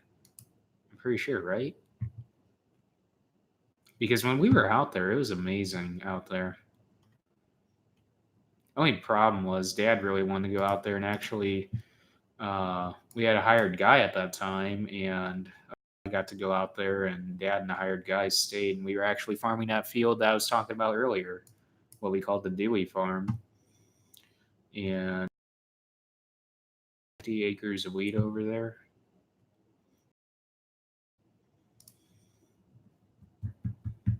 Have I spent much time out west? I've been on a couple of vacations with Mom that we've actually drove from here out to Utah, Salt Lake, Salt Lake City. That was really awesome. Going out in the Salt Flats, that was awesome. I feel that is probably one of my favorite parks to or places. Really, I don't Salt Lake. Is any national park? I don't even know. I'm tired tonight, guys. But going out and seeing the Salt Flats, that was awesome. Bonneville Salt Flats, yeah, that was awesome to go out and see that. Seeing being up at Mount Rushmore and stuff like that up in South Dakota, that was really awesome. And seeing out the I can't even think of the name of it out there, guys. It's oh man, like I said, I'm tired tonight, guys. But yeah, seeing the wheat fields out west, that was really awesome. I wouldn't mind going on the wheat run. I know you guys asked me about that before, and yeah, I wouldn't mind going on a wheat run. But Black Hills, yeah, being out in the Black Hills, Badlands, that's what it was. Being out in the Badlands area from like Rapid City out to like interior South Dakota, that's what it was, and going to Waldrug. Yeah. Would be cool to go up to Alaska though and go up there. That'd be pretty cool. I've been down in Texas. I've been in Arizona, Utah, Nevada, Idaho, Montana, Wyoming, South Dakota, Minnesota, Wisconsin, Michigan, Pennsylvania, New York, Kentucky, Florida, Louisiana, Arkansas, Kansas, Nebraska, Wyoming, Colorado. Most of the U.S., not all of it. Minnesota, Iowa. I don't know if I said those or not. Yeah, we were going to go to Lake Tahoe. That was actually, I have cousins out in California. I think I talked about that last night. And yeah. Ritchie Brothers, yeah, I've heard of them. Actually, I think there's an auction that they have in Chicago. I'm not saying I'm going to do it, do the wheat crew. I just think it would be really cool to go on a wheat run, maybe someday. I'd want a friend to go with me, though. If I can talk possibly one of my friends into going, I think that'd be pretty cool. I know Kyle would love that if he could drive truck the entire time. I wouldn't mind running grain cart out there. I mean, honestly, I wouldn't mind running a combine, but I feel running grain cart would be awesome on the wheat run.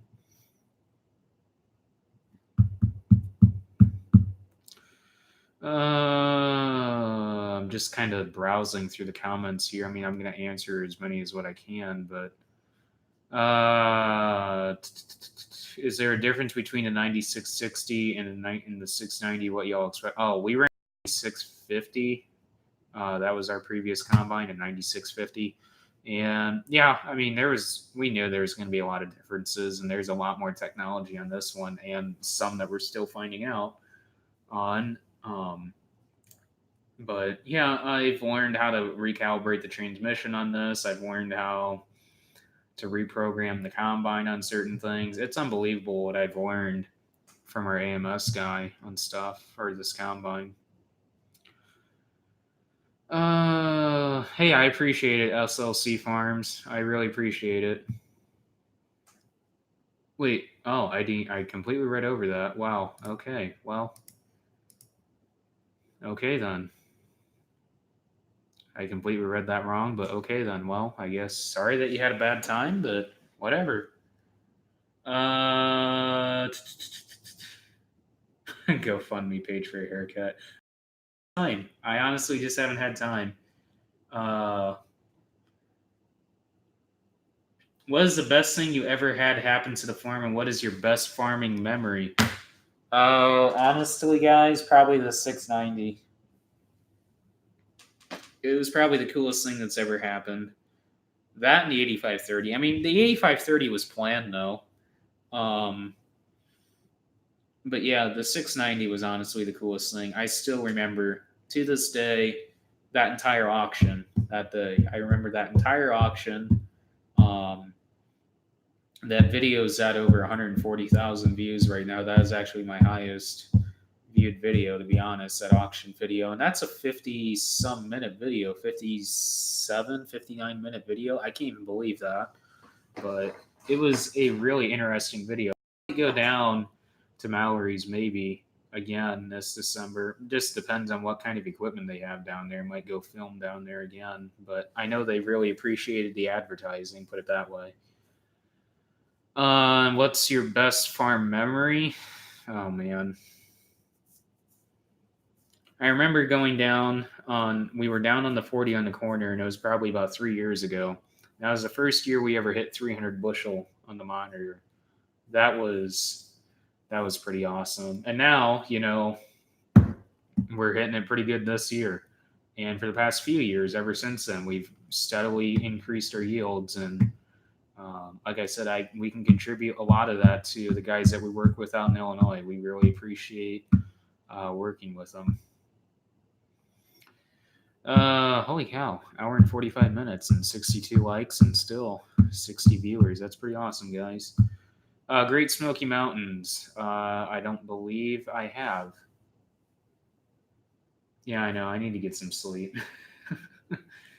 Yeah, we're gonna do some stuff around the farm here tomorrow. We need to clean up around the bins because there's a lot of what you guys call bees wings. I just call corn fuzz, but I don't know. Different areas have different names for different things.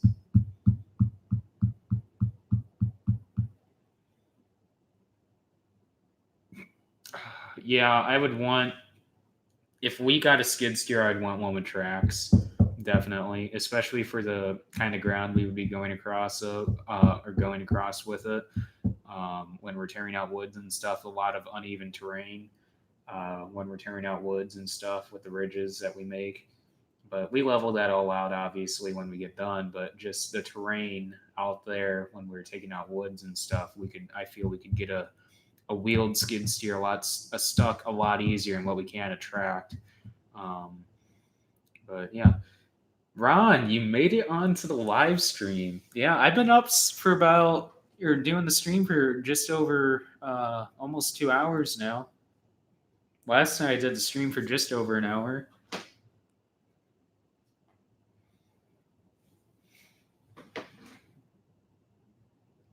You still down in Vincennes area down there with uh, what's his face down there? Ross and I can't even think of their other names. Augie and what's his name? Rush Farms. I can't even think of the Alex. That's his name, Alex. He's gonna give me crap that I don't watch his channel enough.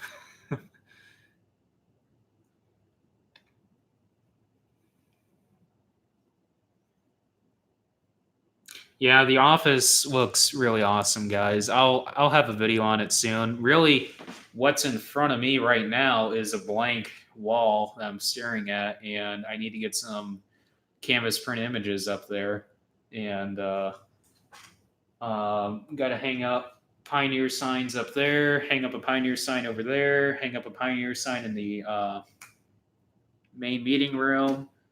I'm actually going to be getting my FFA American degree whenever National Convention is. I'm actually not going to make it down there. I know you guys really want me to come down there, but I'm not going to have time, which I could have let National FFA know I'm not even going to be there. I completely slipped my mind on that, but oh well. Yeah, Ross. Yeah, Ross is on that channel. Yeah. Really? He just drove back today. Holy cow. What do you keep doing down in Vincennes? Or like John Deere have you down there for something down there? Really? They got 3 inches of rain. That is crazy. Yeah, I literally drove past their farm. Uh, what is that? Where they're going to be revealing the tractors or something down there? Do they have like all the experimental or new John Deere tractors down there, like in a bunker down there or something? um, but yeah, speaking of Rush Farms or however you pronounce their farm name, we literally drove past them on what road is that? 41, I believe that is. When we went down to pick up that 4020, we literally drove right past their farm. I didn't even know it. Yeah, that's what I thought. Yeah, 41. Yeah, yeah. I'm thinking of what I'm going to do is I'm going to put a sign in the middle of the logo because I'm pretty sure this logo is going to stick because everybody really likes the logo, and then just kind of do farm canvas print images all the way around it. So I'm thinking I'm going to get that done uh, before I do the office tour, and I'll probably have a video separate on my whole computer setup because I really don't think I have many pictures of this posted. Uh, uh, of my computer setup, but I need to get some pictures posted. I think.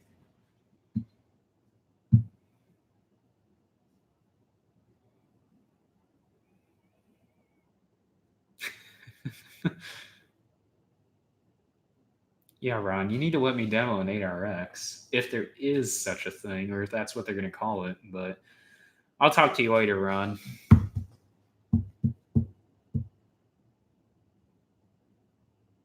Did I personally design the office decor? Well, it was kind of Dad and I that came up with the design on how we were going to do the walls behind me and stuff. But Grandma kind of played a role into it. She actually didn't know she was going to like the beadboard, but I actually really like that. That actually turned out really good, and I'm really glad on uh, happy with what we did for the trim. So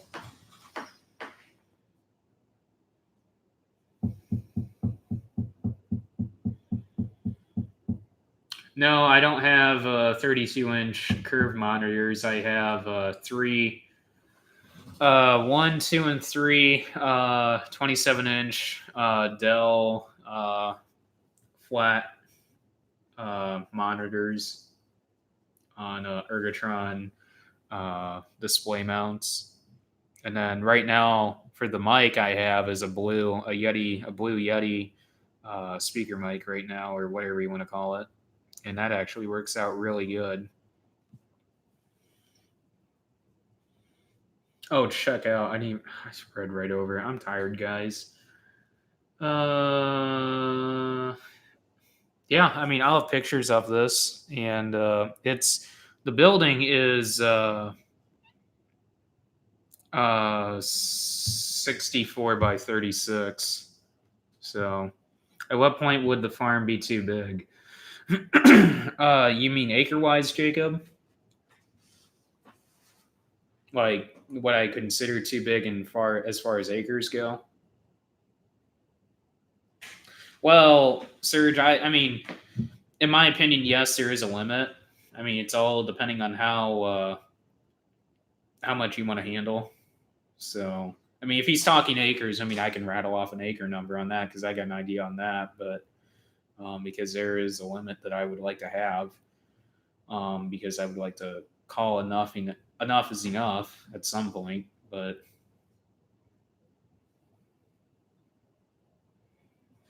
is that what you're referring to, Jake? Yeah. So in acres, I wouldn't probably want any more than. I would definitely not want any more than 4,000 because I know with 4,000 it would be more than what Dad, I, and our landlord that's gonna come hang out and work for us a little bit here and there, um, would be for us, for the three of us, because I know Grandpa's not going to be around forever. I know that. I mean, I hate saying that, but it's the truth, and I hate saying it, but I know Grandpa really phased back here when I graduated, and I was really shocked about that because we knew it was going to be hard for him to slow down. But I was shocked when he finally started slowing down. But yeah, I wouldn't want any more than 4,000 acres because then you would have to hire people, and I really don't want to have too many employees at all, or hardly any employees. I'd like to limit employees down to like 2 at the most. What's my favorite piece of equipment on the farm? I love the grain cart and I love the vertical till. I love running both of those because that I know both of those like the back of my hand. Same with the 8530. I've put 99 or 98% of the hours. Well, 98, yeah, 98% of the hours really on that tractor. We got that 8530 at 4,216, no, 4,214 hours, and right now it's just over 4,500 hours. Are you going to college for farming? No. I can't say totally no on that because I actually took some Purdue online classes here, and actually I still have to take the last one. I mean, honestly, I'm on no schedule for that because I never signed up for the last one yet. But they're $2,000 to sign up for them, and I might take the last one. I don't know. It's on precision ag, and that was the main. That was the whole reason why I wanted to take the 3 course class or 3 class program but it's really just sign up for a class, do the 12-week course, and then sign up for the next one if you want to. But I did the first one, which was Ag Essentials. Second one was Nutrient Management. You can take them in any order, and I wish I would have done Precision Ag first, but I'm kind of glad I took Ag Essentials and Nutrient Management because those two kind of opened my eyes on a couple of things. But Precision Ag, I kind of wish I still have the option to take it. I mean, there's no reason why I can't take it. I just got to pay for the $2,000 course, but I don't know. Maybe next spring. Problem is though, it's during harvest and during planting season, during the summer, and during harvest. Those are the three options that you have to take the courses, and I that's the problem. They're smack dab right in the middle of everything.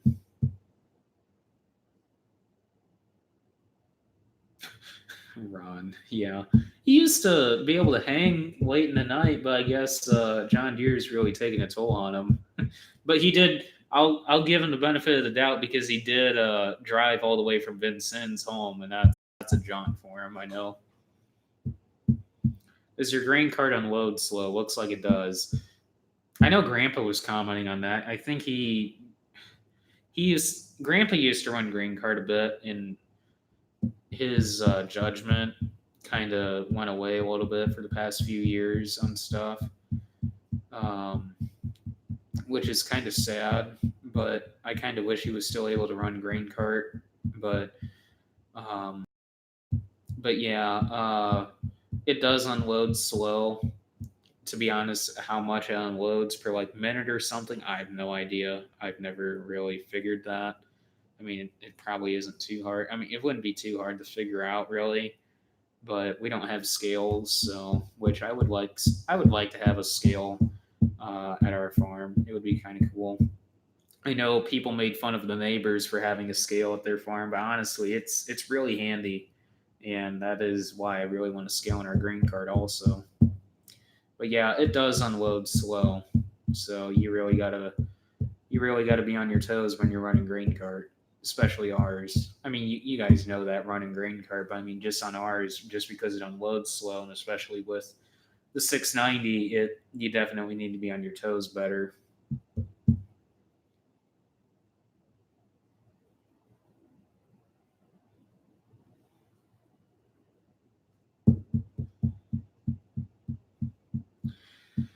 The best thing about farming is being your own boss, and everything's different every day. And the worst thing is the way the markets are dictated right now. I do not like it. I feel that we are at an unfair advantage to the USDA, and I feel um, that really we are just pawns on a chessboard.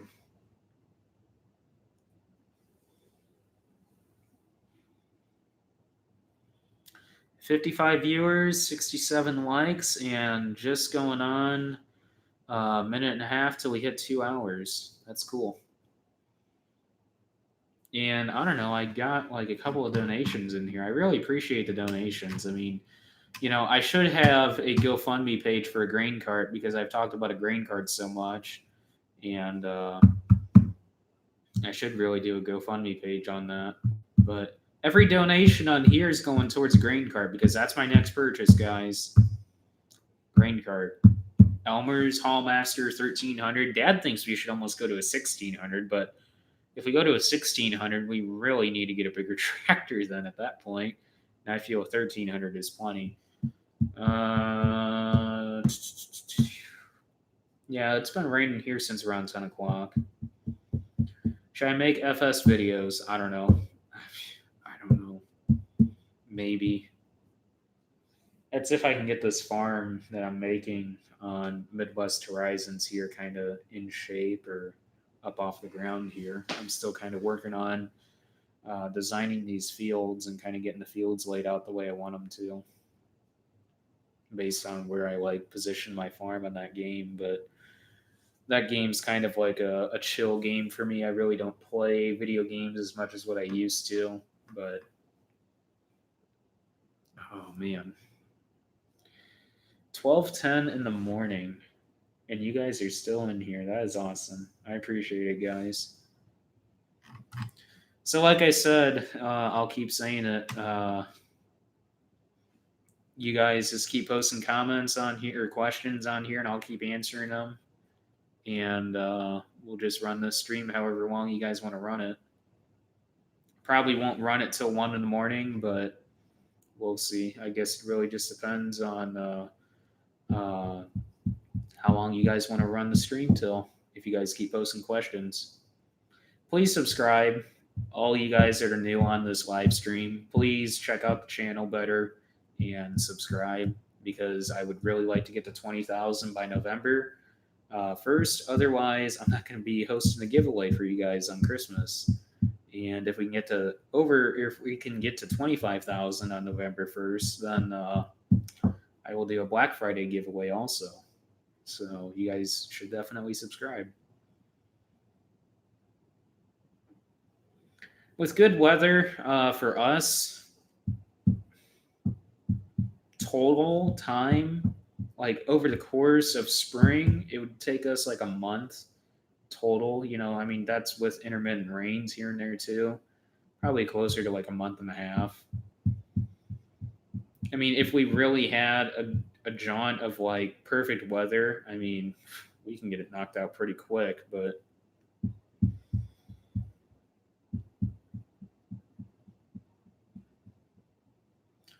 yeah, I'm glad that we're not getting any of that snow. I know there's a possibility, or at least they're talking. I hate when people talk and nothing happens. Of snow, uh, possibly on Thursday of next week, but I don't know. That's all talk and nothing ever comes of it. I hate meteorologists. Put it that way. They really overhype things anymore.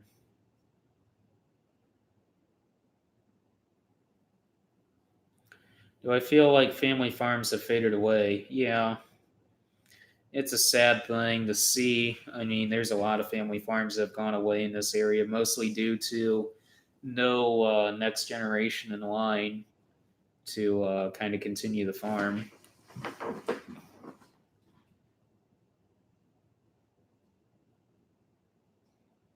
Yeah, it's all overhyped.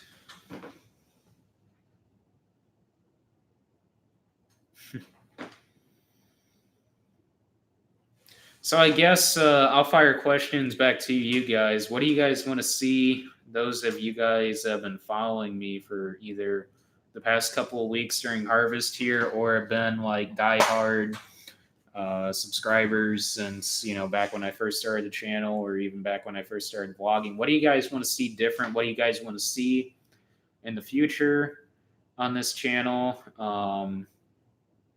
Or anything really, like what do you guys think of the channel, etc. Just fire stuff back at me like that.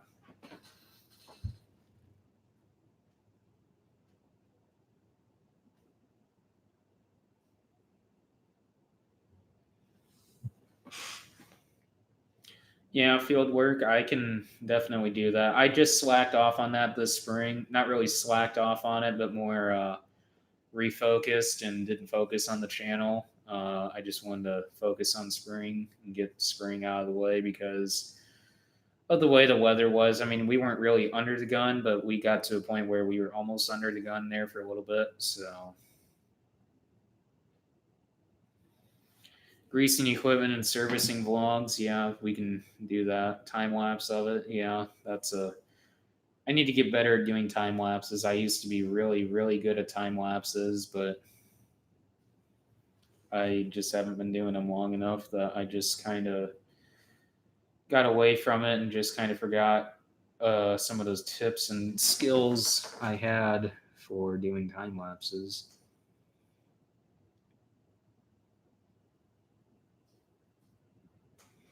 Yeah, that's actually a pretty good idea because, a lot of us guys that do farming YouTube channels forget about how many non farmer subscribers that we have. And I will be doing an overview on um, the combine operating video or something like that. Um, and also the 8530, because last fall I actually promised you guys a IVT transmission how to video, because I know a lot of you guys really want to see something like that.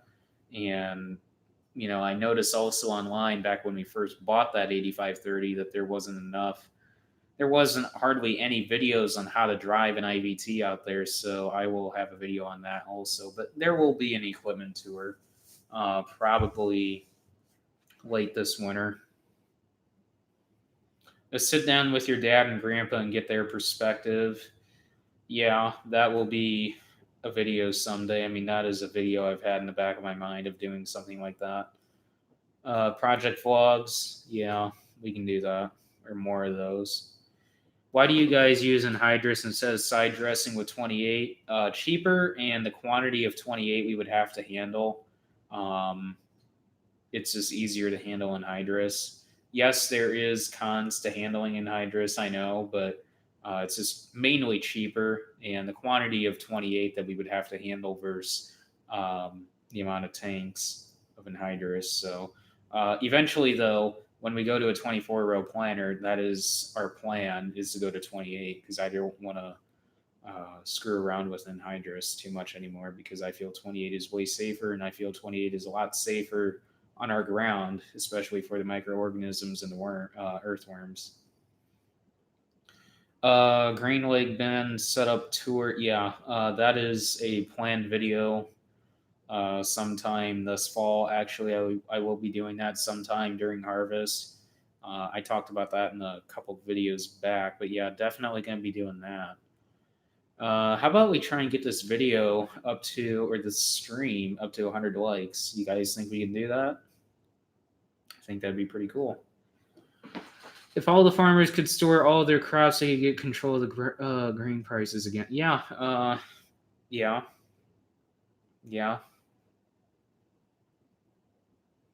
Do I know any farmers in Illinois? Online? Yes. I know. I know a few guys online out in Illinois that farm. I talk to some of them just about every day. And that's the beauty of social media. I can talk to a lot of these guys every day and know what's going on around the country.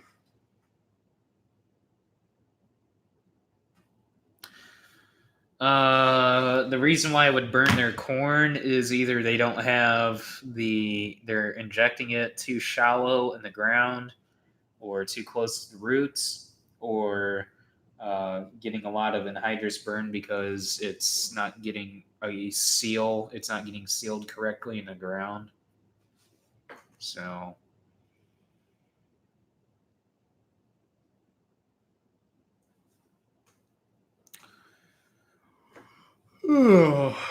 yeah, just keep posting comments, guys, or questions. Like I said, just fire back what you guys think of the channel, what I can do to improve. Again, what you guys want to see more of, what you guys want to see in the future, what kind of equipment you guys think we should run in the future. Why do some farmers keep planting corn in the same field year after year, and some switch it every other year? Uh, Personal preference. I mean, we've done corn on corn on corn on our irrigated ground. We're going to have corn again for the third time on some of our irrigated ground next year. But we try and limit that. So after 3 years, we definitely want to switch it up. But it's just really personal preference. Some guys in our area actually keep corn. Just kind of reading ahead, guys, also while I'm thinking here and talking out loud. But yeah, so some guys in our area actually plant corn continuously and don't switch.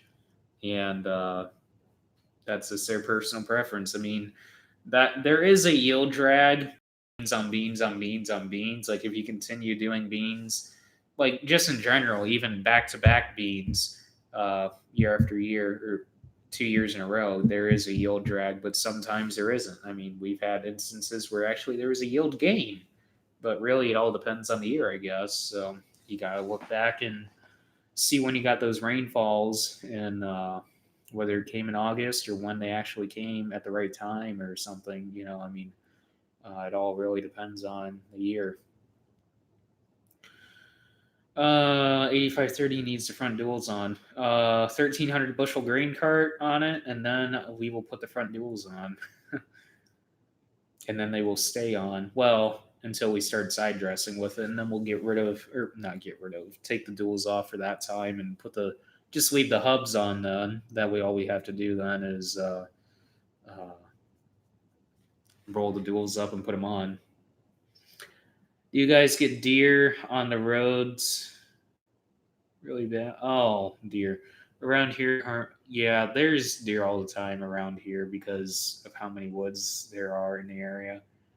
Um, Turkeys are really bad, and I imagine the DNR is going to open up turkeys here pretty soon and have an open season on turkeys because they actually introduced turkeys here about 15, 20 years ago because the populations were so low. And now I imagine they will end up having pretty soon. But I don't hunt, so I could care less. But I do care on a farming standpoint that would be very beneficial for us.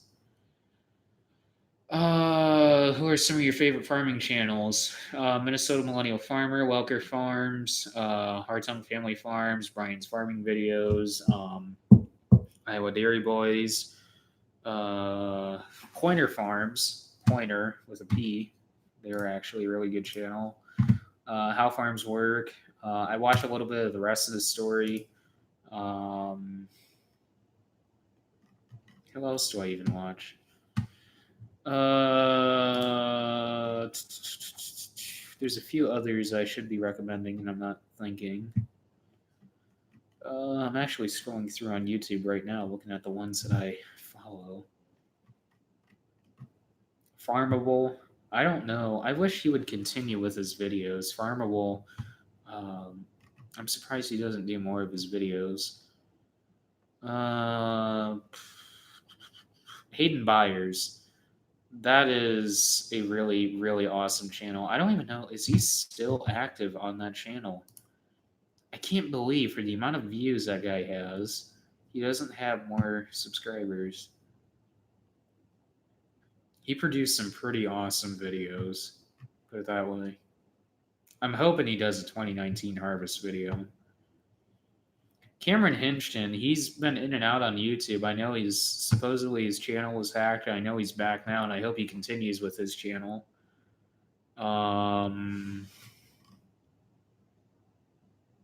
Who else? Larson Farms, obviously. Larson's finally got a YouTube going. Well, actually, he's had a YouTube, but he's finally got going. Rush Farms, I completely forgot about them. Yeah, I told you guys I was going to forget some. I do watch a little bit of Farmhand Mike. Not too much, though. And outside of farming, I actually watch like Mr. Beast and stuff like that. And more Jay Stu and other stuff like that. I mean, there's more to YouTube than just farming videos. Who else? That's pretty much it. Tyler Abbott Farms, Tuholsky Bro. They don't even produce any videos. I don't even know why. I don't even know when Willius and Nathan are going to produce videos. Okay, what do you guys got in the chat for me?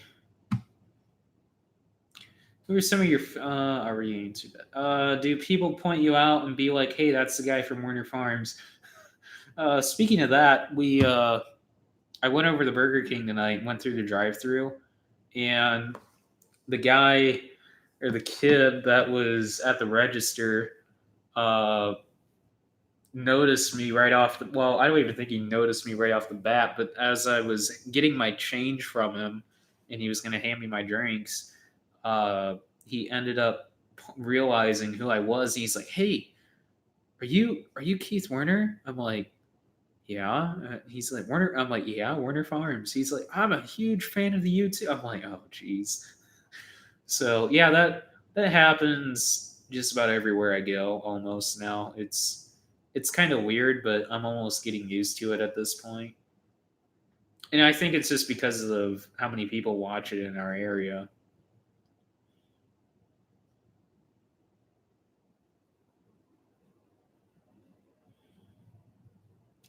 Yeah, I don't do almost I don't do a video every day or every other day really, just because it's really some of the stuff that we do every day, like like what we're gonna do tomorrow. It's not gonna be too exciting. So I mean, if I put a video together of what we do tomorrow, I mean, it's not really worth watching because it's not gonna be too exciting.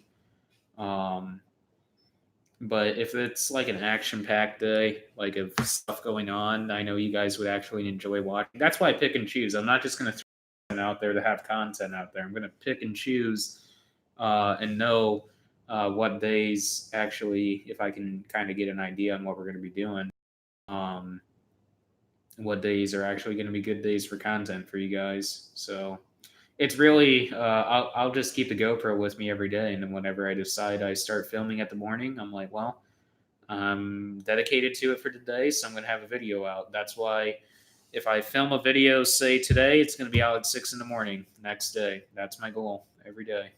Well, not every, I'm not going to produce videos every day, but at least right now. But I'll produce a video, whatever I think is good content for you guys, and that video for that day is going to be out the next day for you guys. So that's the goal. And it's been working out pretty good this fall.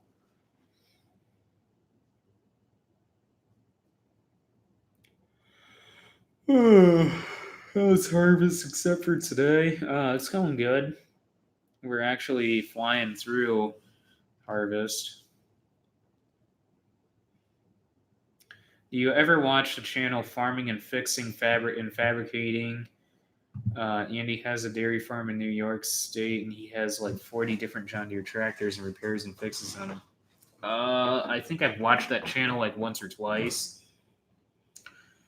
Plans for tomorrow, working on both the semis. Well, actually, just really the one semi. Adjusting the clutch in that. Doing a couple minor things to the combine, fixing that duct tape cover that makeshift duct tape cover, and actually putting on the correct cover. But I think the other cover might have blown off. Not even lying on that. I think the other cover actually blew off, so we might have to order another one. um,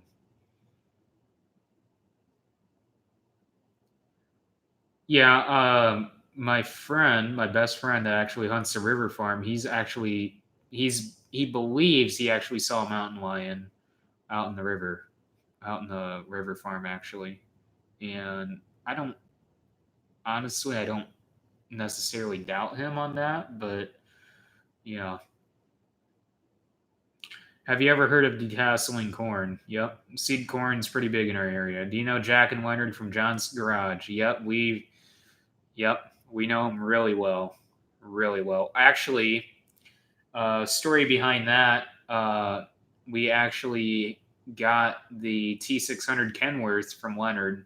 It was a literal totaled semi, and we bought that on a salvage title. And yeah, we pretty much, Dad and Grandpa rebuilt that truck almost from the ground up.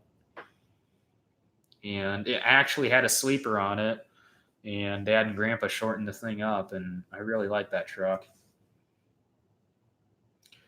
That's what makes your channel unique, is that you don't just post to produce content, you produce content that people like to see and gain people's interest. Very rare to find on YouTube. See, that's my goal. I'm not going to just throw content out there. I used to think that, if I could just throw content out there, I'm going to get the views, I'm going to get the subscribers. But I've learned over the time of vlogging, it's better to wait, produce good content, and get the views that way instead of just throwing content out there, clickbaiting you guys, because I know some farming channels out there really clickbait you guys, and that I really don't like it either, especially as from a viewing standpoint. I really hate that.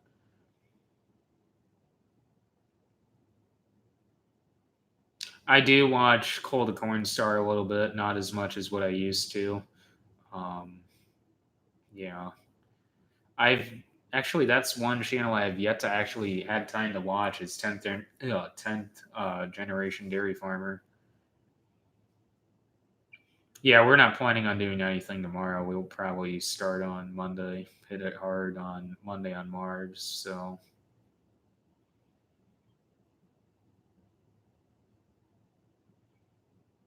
I know Andy Hirrigan is a actually I don't know if Grandpa might know. I don't even know. I don't even know who Andy Hirrigan is, but that's pretty cool.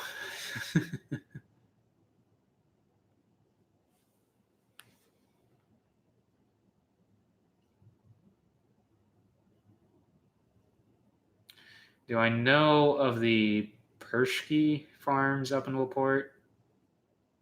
I don't know. I personally I don't, but I imagine Dad or Grandpa does. I imagine Grandpa does more than what Dad does.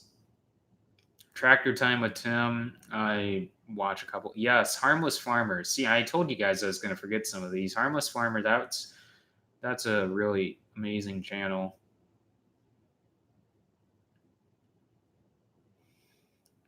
Yeah, I hardly watch Farming Fix. It's hard for me to watch other people's videos because as a content creator, I don't get much time to watch other people's videos. Yeah, big tractor power. What did you think about the S680 compared to your 690? 680 was way quieter. The cab had the updated noise dampener on it, so that was way quieter. This was a 2016 680. Soybean Farmer, good channel, and I didn't even know that guy even existed. I'll have to check that one out.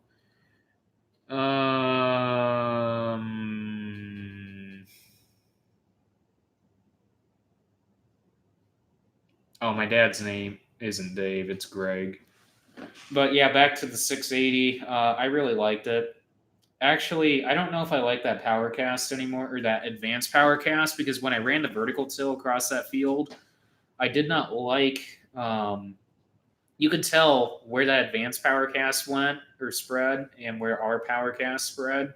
And honestly, um, I feel our power cast, does a better job spreading than what the advanced power cast does, just based on running the vertical till across the ground. It clumped the residue a bit more, but the advanced power cast, which surprised me when I flew the drone.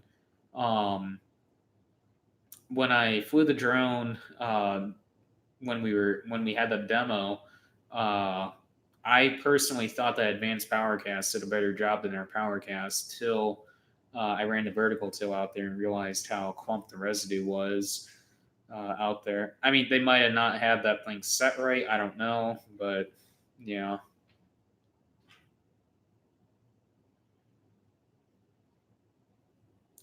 yeah, I wouldn't be surprised. Um, Zach is making around 200,000. I talked to him one time on Instagram. Actually, more than once. It was a few times I've talked to him personally, or his wife. I don't know if his wife runs the Instagram also or not, but um, I've talked to him, and he told me that he makes over six figures, so over 100,000. But yeah, my grandpa's name is Otto or Toot spelled inside out. Yeah, but Otto. Otto is my grandpa's name. Big tractor power should come to your farm. Yeah, that'd be something. I've invited him. I told him, hey, we got 690, and he kind of just he almost just shrugged his shoulders at it. It's like, yeah, well, I know, I understand that you're down in Kentucky, and I don't know. Apparently, the golden part of Kentucky, where I don't know, there's all the mega farms down there. Yeah, I know. He must make a fair amount from speaking too, and I know from his sponsorships with like FBN and stuff, and etc. What do I think of One Lonely Farmer? I don't really watch him much anymore. So I'm not gonna. I pretty much quit watching him because, in my opinion, he kind of. I don't know. I don't know. His videos are more of on his like opinions on what's going on instead of, I feel, the vlogs and stuff. And that's I personally like watching vlogs over just someone talking about opinions. I feel. I mean, don't get me wrong, he does good videos, but he does talk mainly about his opinions on stuff, which, I mean, I talk opinions on stuff. I'm not bashing anybody's channel. I'm saying he's got a good channel. I'm subscribed to him, put it that way. I've got notifications on for his videos, but like I said, I just don't watch everybody's videos anymore. I just don't have time. What's the next purchase? You'll see in a future video. We haven't bought anything yet, but I know we will be here some point. YouTube froze him. Oh, really? Didn't know that. How about this, guys? I'm gonna run this stream till 1 in the morning. How about that? 1 in the morning. We'll run the stream till.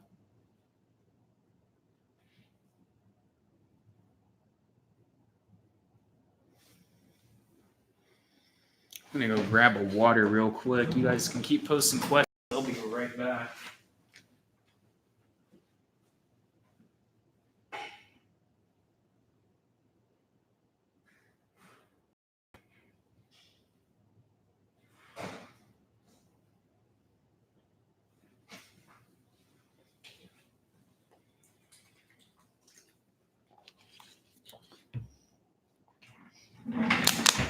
What your state? Elaborate on what you're saying. Not understanding if you're asking what state I'm from, which would be Indiana, but otherwise I don't know.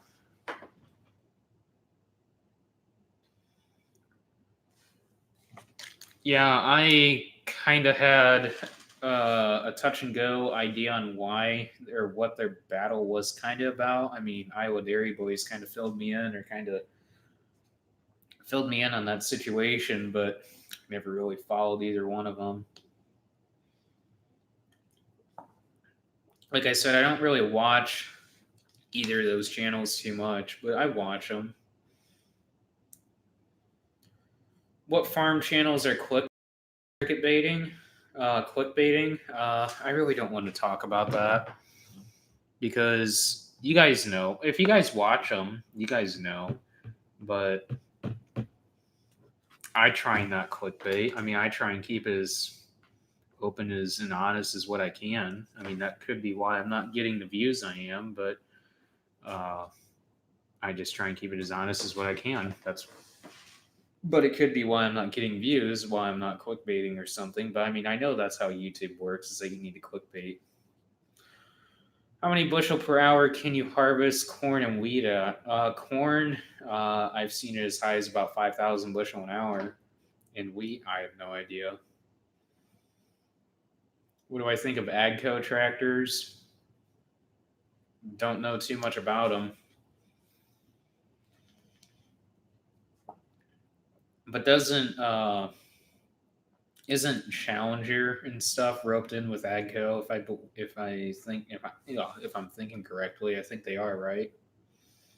Like AGCO, Challenger, and Fendt and stuff like that. Isn't that all roped together? Yeah, honesty is always the best way, I feel, and that's the same thing or same philosophy I have with our yields. I mean, I'm not going to say all of our yields. Like earlier in the stream, I told you guys that. Yeah, I'm going to keep all the live streams open and up on my channel. I'm not going to delete these. What is your best yield of corn? Average 285, and that was on irrigated ground, irrigated sand. Yeah, I'm not going to delete these. These are going to stay up on my channel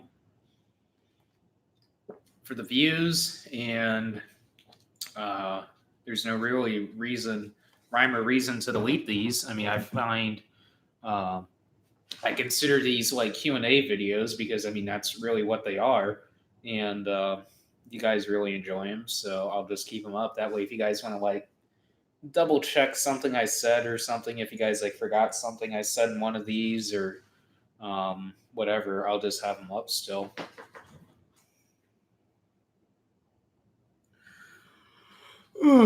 Some of the guys say that you have to watch it live or you don't get to see it. Yeah, I don't like that kind of stuff that people do. Like I said, I'll if we buy something like well when we buy another piece of equipment again, um, which will be probably soon. I'm not saying it'll be this year or when, but when we buy another piece of equipment, I'm not going to probably go live. I mean, I'm going to focus on the task at hand and filming the video for you guys that will be posted the next day. But yeah, Fort Wayne Farm Show is a good show. I believe what this year it's on the 15th, 16th, and 17th, if I believe I'm right. I don't know. I think.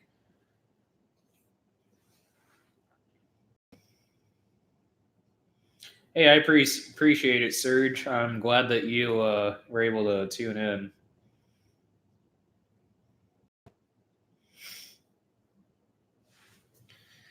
Yeah, I don't like to talk about other people's channels in a bad way because really I don't really like doing that at all. And like I said I'm not about that philosophy of talking about other people behind their backs. But like I said, all the channels that we've talked about, I'm subscribed to, and I'm not bashing any in any way because I watch them all and I enjoy their videos. So before I get, do you watch South? Actually, no, I've never heard of that channel either. I'll have to write these down and check these out.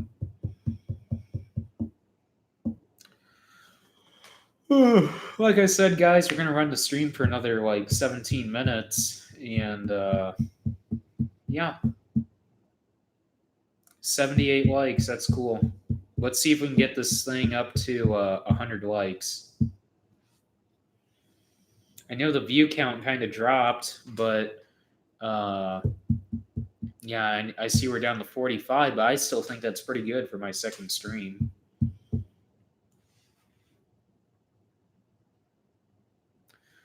Do you all have plans on restoring the older Deere tractors? Yeah, Dad actually restores.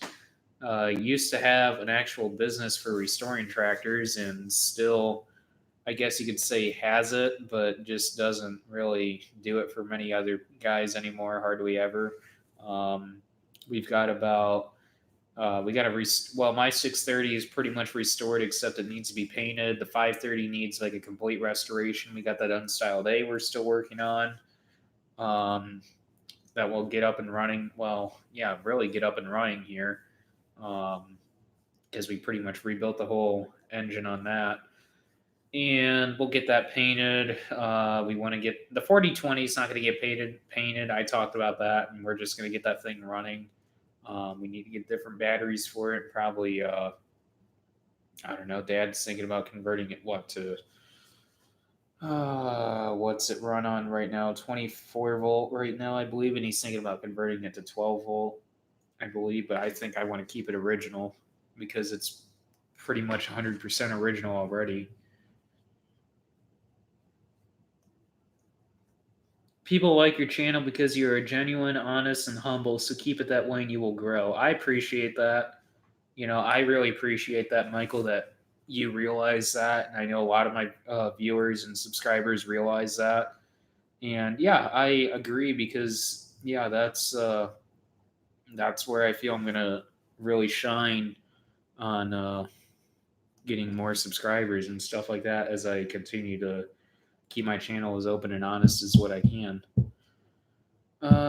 Yeah, good night, Oliver. Have a good night. How much of your property you farm, or how much ground do you have that is irrigated?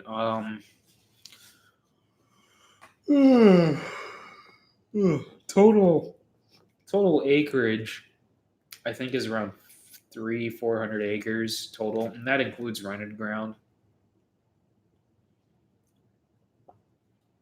I think you are the closest big YouTuber near me, and in both of areas, you're the biggest YouTuber. So thank you for the videos in the area. Hey, I appreciate it. Where are you located, or what town are you from?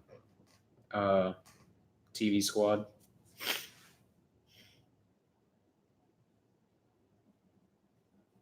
I have no idea. I actually have never heard of Pennsylvania farming.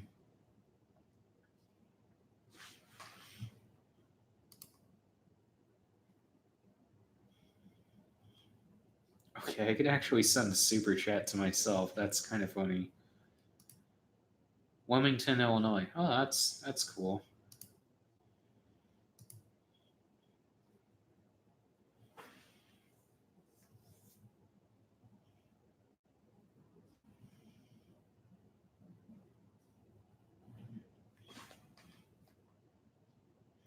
Yeah, so be sure to subscribe to the channel. Make sure that you have post notifications on, and I will have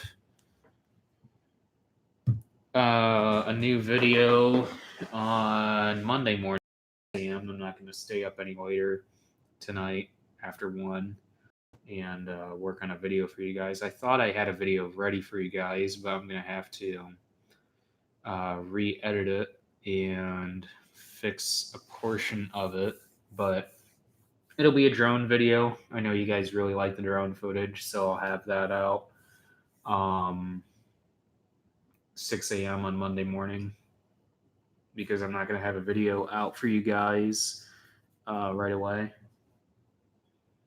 No, we don't need an agronomist. We do a lot of our own agronomist work, and we also deal with our agronomist from Pioneer, and also work with our agronomists over in Illinois. Oh, so you're over by Fort Wayne. Okay. Oh, man. 77 likes. That's pretty cool, guys. Pretty good for the second stream. What are your guys' thoughts on the live streams in general that I've been doing? Just the past two, this one, and the last one. And what do you guys want me to do for future live streams? Do you guys like this, what I'm doing? Do you guys want live streams out in the field? What do you guys think?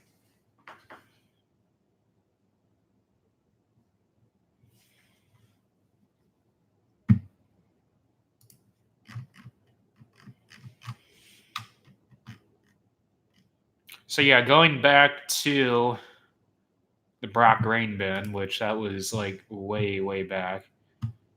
You was working in Pioneer. No, we are actually a Pioneer seed dealer for Pioneer, and we have an agronomist that we have access to from Pioneer in our area that we work with on stuff like that for product placement and et cetera, and a lot of agronomic work. So,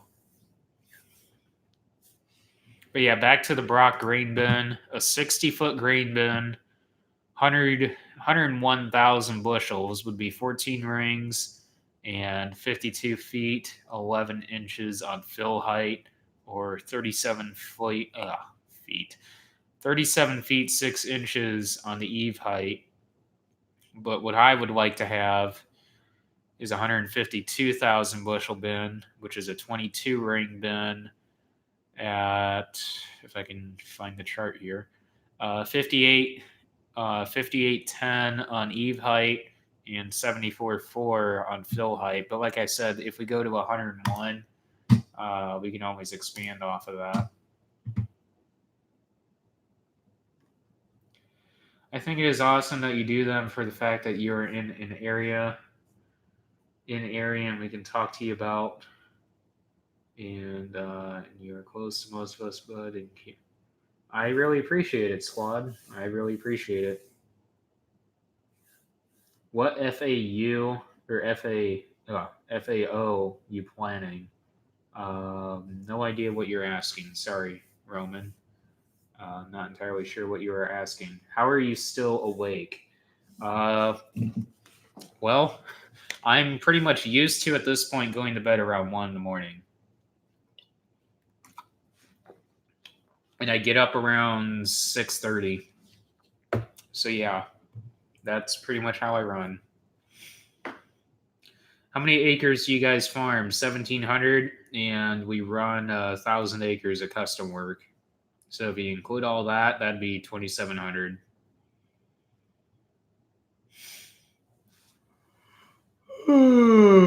Be sure to never let the trolls get to you. There's a lot of these weirdos that like that SLC farm guy that came on here and try and strut their feathers and make other people feel bad. Yeah, I know they're just like a bunch of trolls or either little kids that come on here and think they know everything. So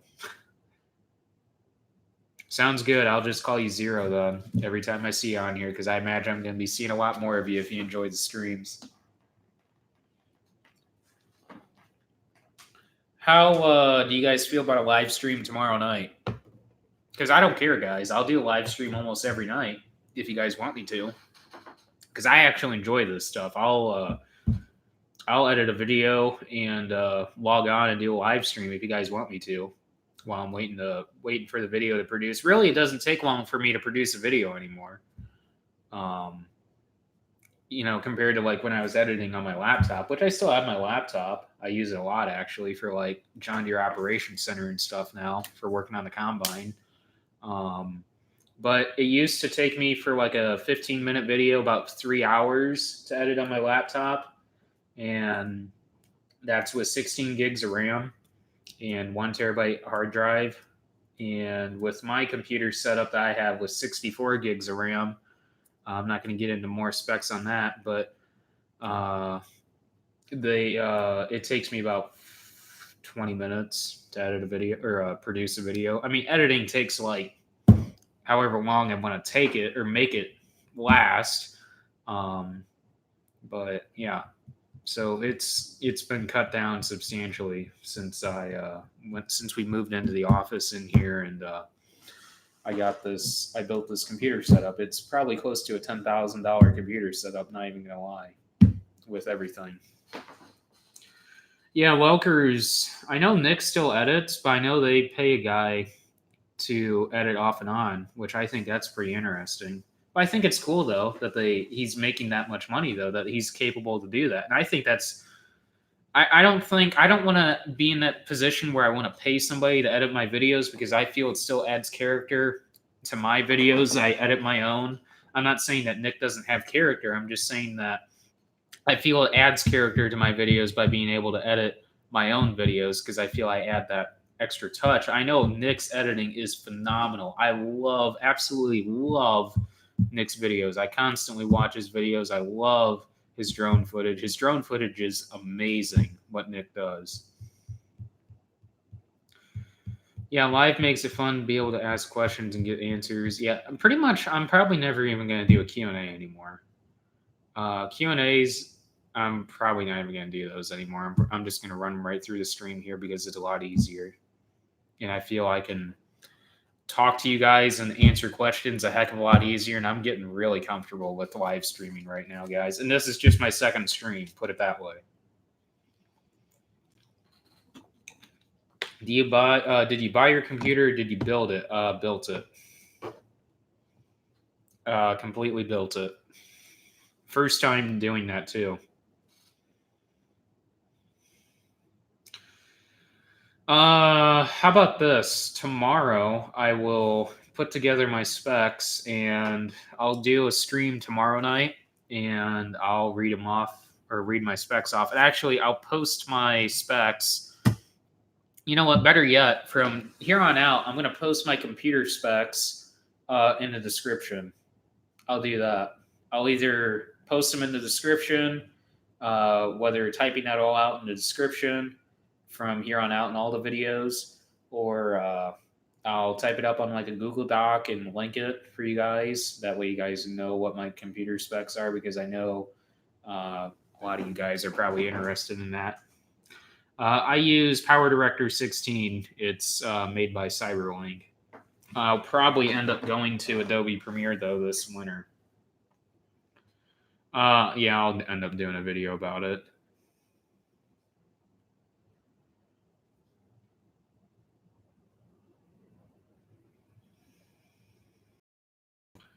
Right now, I don't even think it's really raining anymore. I think it's just really windy.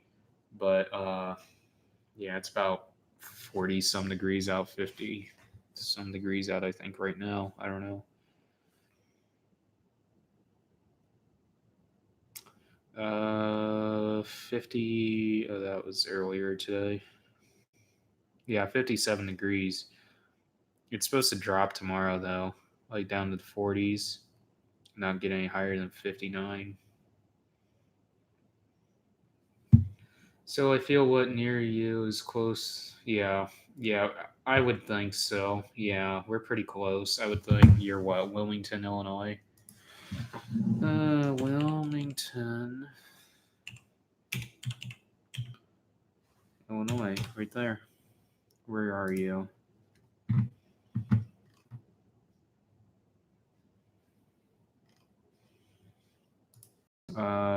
Do you get it? You do a great job with the videos. Have a great night. I have to get some sleep in. Hey, thanks. I really appreciate it.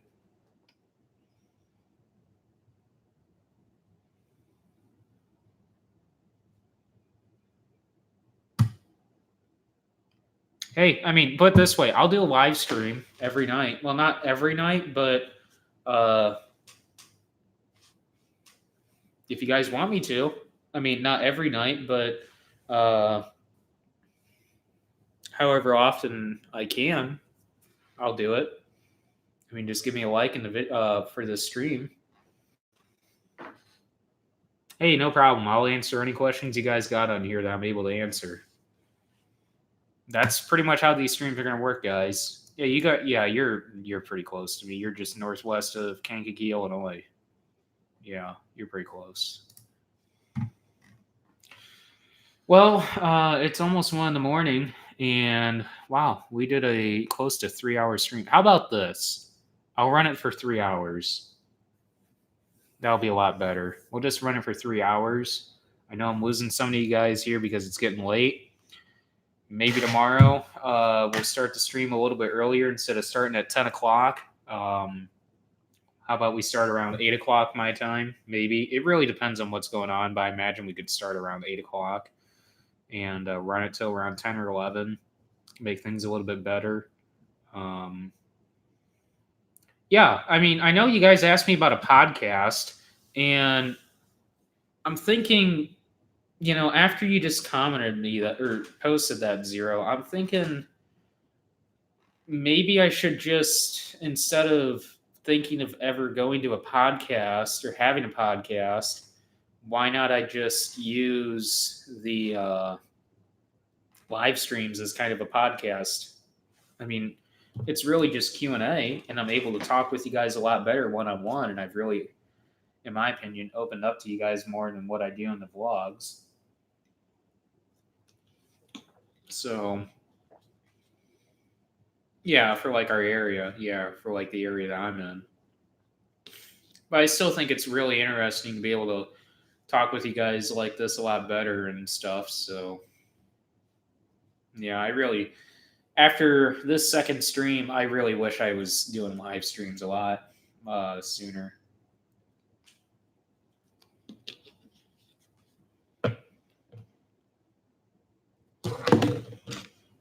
Yeah, so we'll run the stream till 3 hours. So we got about 10 minutes. So any last questions that you guys have before I end it, I'll answer them. But we'll go ahead and end it at 3 hours instead of 1 in the morning. It's kind of crazy, but yeah, this is I really like doing this. This is really fun. Yeah, good night, Michael. I'll probably end up seeing you in a future stream here.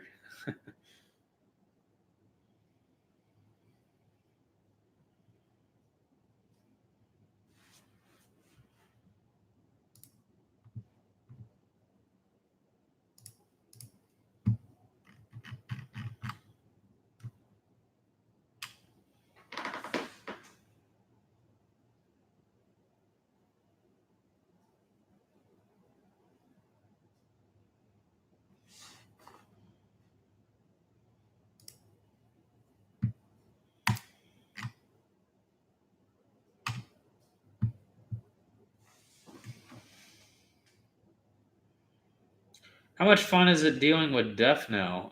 Actually, we don't have to deal with death. Well, just in our 450.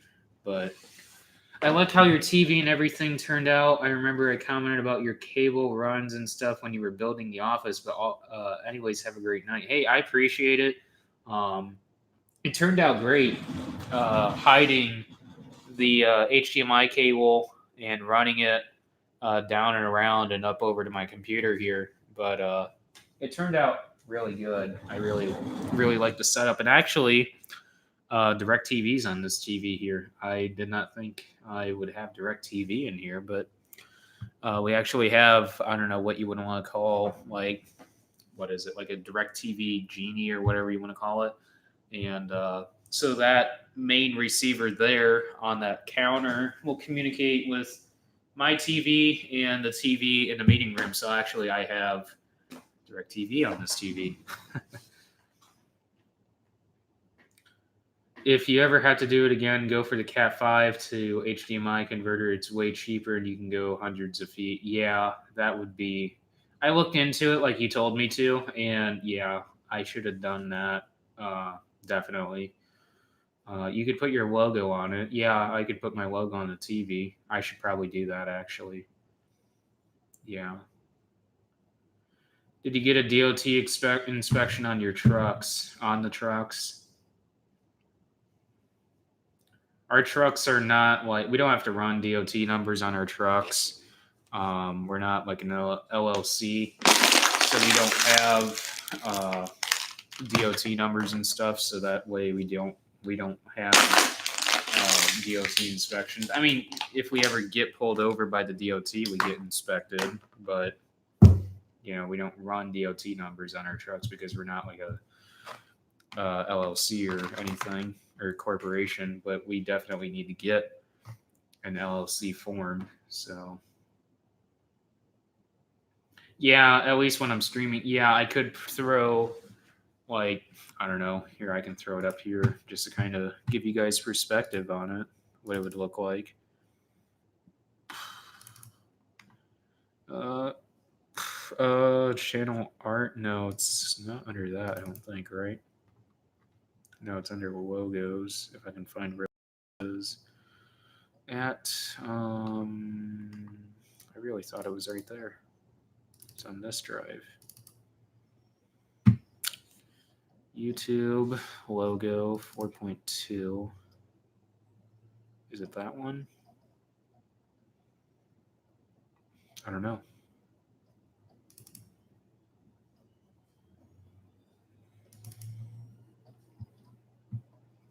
Come on, wake up. There we go. Okay, so we got that. I would have to.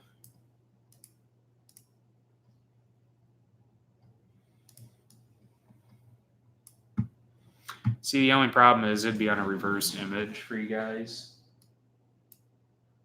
And I would have to customize it and change it to a black background. But right now it's on a PNG file, so it's got transparent background. So that's why it's got that white background on it, and you can't even read the YouTube lettering. But yeah, I should probably do something like that. I could work on something like that, I guess. I should probably work on a stream thumbnail. That's what it's called. A live stream thumbnail for my live stream videos. I should do that. Yeah, I mean, I'm not going to back out of it. I mean, I'll put it on like a black background and throw it up there, but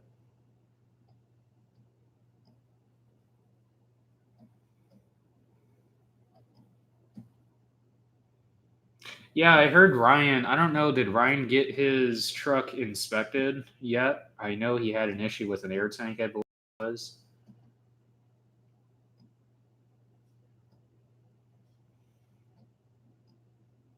Do you do SketchUp? You can design shops, etc. Wait, SketchUp? I think I've heard of that before.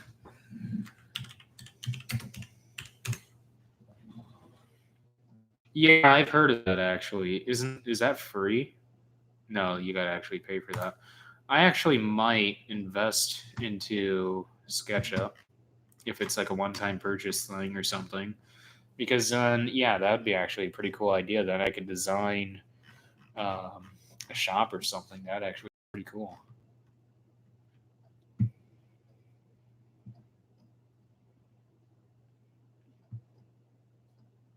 Yeah, that'd actually be pretty cool to play with, actually, because then you could like work on building like a different shop or something. I'll have to sticky note that. I think I've heard of that before, but that could be something pretty cool to uh, play with this winter. No, I am not going to get my CDL. Why was I writing that?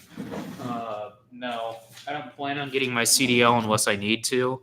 And I know right now farmers are exempt uh, from having a CDL license, I believe, right? At least for right now. But there is talk that that it might be a possibility that farmers will have to get a CDL. So until I need it, less than 3 minutes, guys, till I'm going to end the stream. I really appreciate all you guys that are still in here, all you guys that are diehard fans. Do you apply anhydrous in the fall? Nope. We apply all of our anhydrous as side dressed. We side dress it all in the summer when the corn is around V3, V4. Just scrolling through Instagram on here, guys. Just checking out some of the messages I get on here.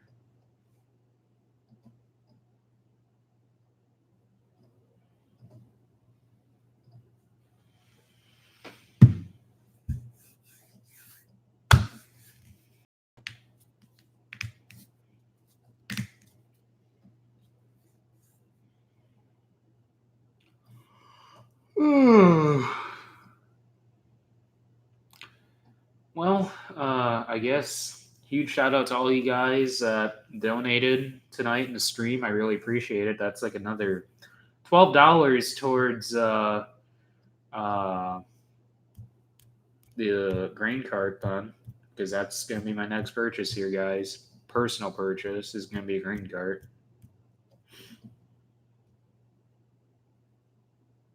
Check out this guy built shop out of shipping boxes. Huh. I have a lot of videos of my parents' house decorated up for Halloween and stuff. That's cool. Everybody's sleeping again. Yeah, I know. It's 1:10 in the morning right where I'm at. Designed it on SketchUp. Yeah, that's pretty cool. Well, I really appreciate all you guys that are in here right now. 35 people still in here at 1:10 in the morning. That is really impressive. 78 likes, not bad. I know the last video or last stream, I should say. Uh, I guess people watch those after I stream them. I'm kind of surprised. I'm not one to watch a live stream after it's been already streamed, but I guess there's people out there, and it shot up to like 120 likes, I think, which I feel that's pretty cool. But as we approach the 3 hour mark, I guess huge shout out to all you guys for tuning in. I'm going to end up streaming tomorrow night then. And yeah, I will see you guys tomorrow night. And I guess I will catch you guys in the next video then. If you guys have any final comments, feel free to post them now before I quit the stream here. I'm just going through a couple of things on YouTube right now.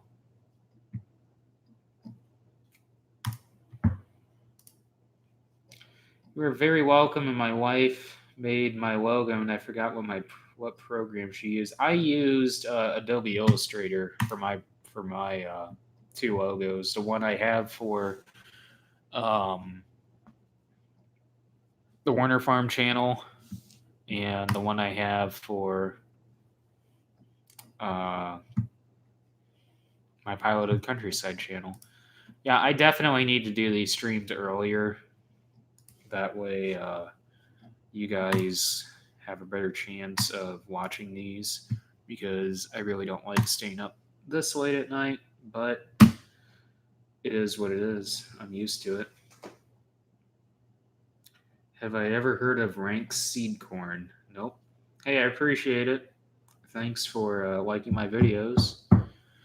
Well, it is past the 3-hour mark. I'm going to go ahead and end this stream. I will keep you guys posted in the community tab on YouTube. Go to my channel, and you can find a community tab up there where it says home, videos, the about. It's right somewhere here in the middle of the community tab. Go to that community tab. Please follow that community tab. That's where I post updates on when my next videos are going to be released. It gives you guys an idea on what's kind of going on behind the scenes on the farm. I do post stories now on my YouTube channel. I figured that out. So I'm doing that now. And yeah, so I will do a live stream probably starting around sometime tomorrow evening, maybe 5, 6, 7, maybe even 8 o'clock. I don't know. It just really all depends on what's going on tomorrow night. What all I'm getting into. So anyways, I really appreciate it, and I will catch you guys in the next live stream then. Thanks for watching.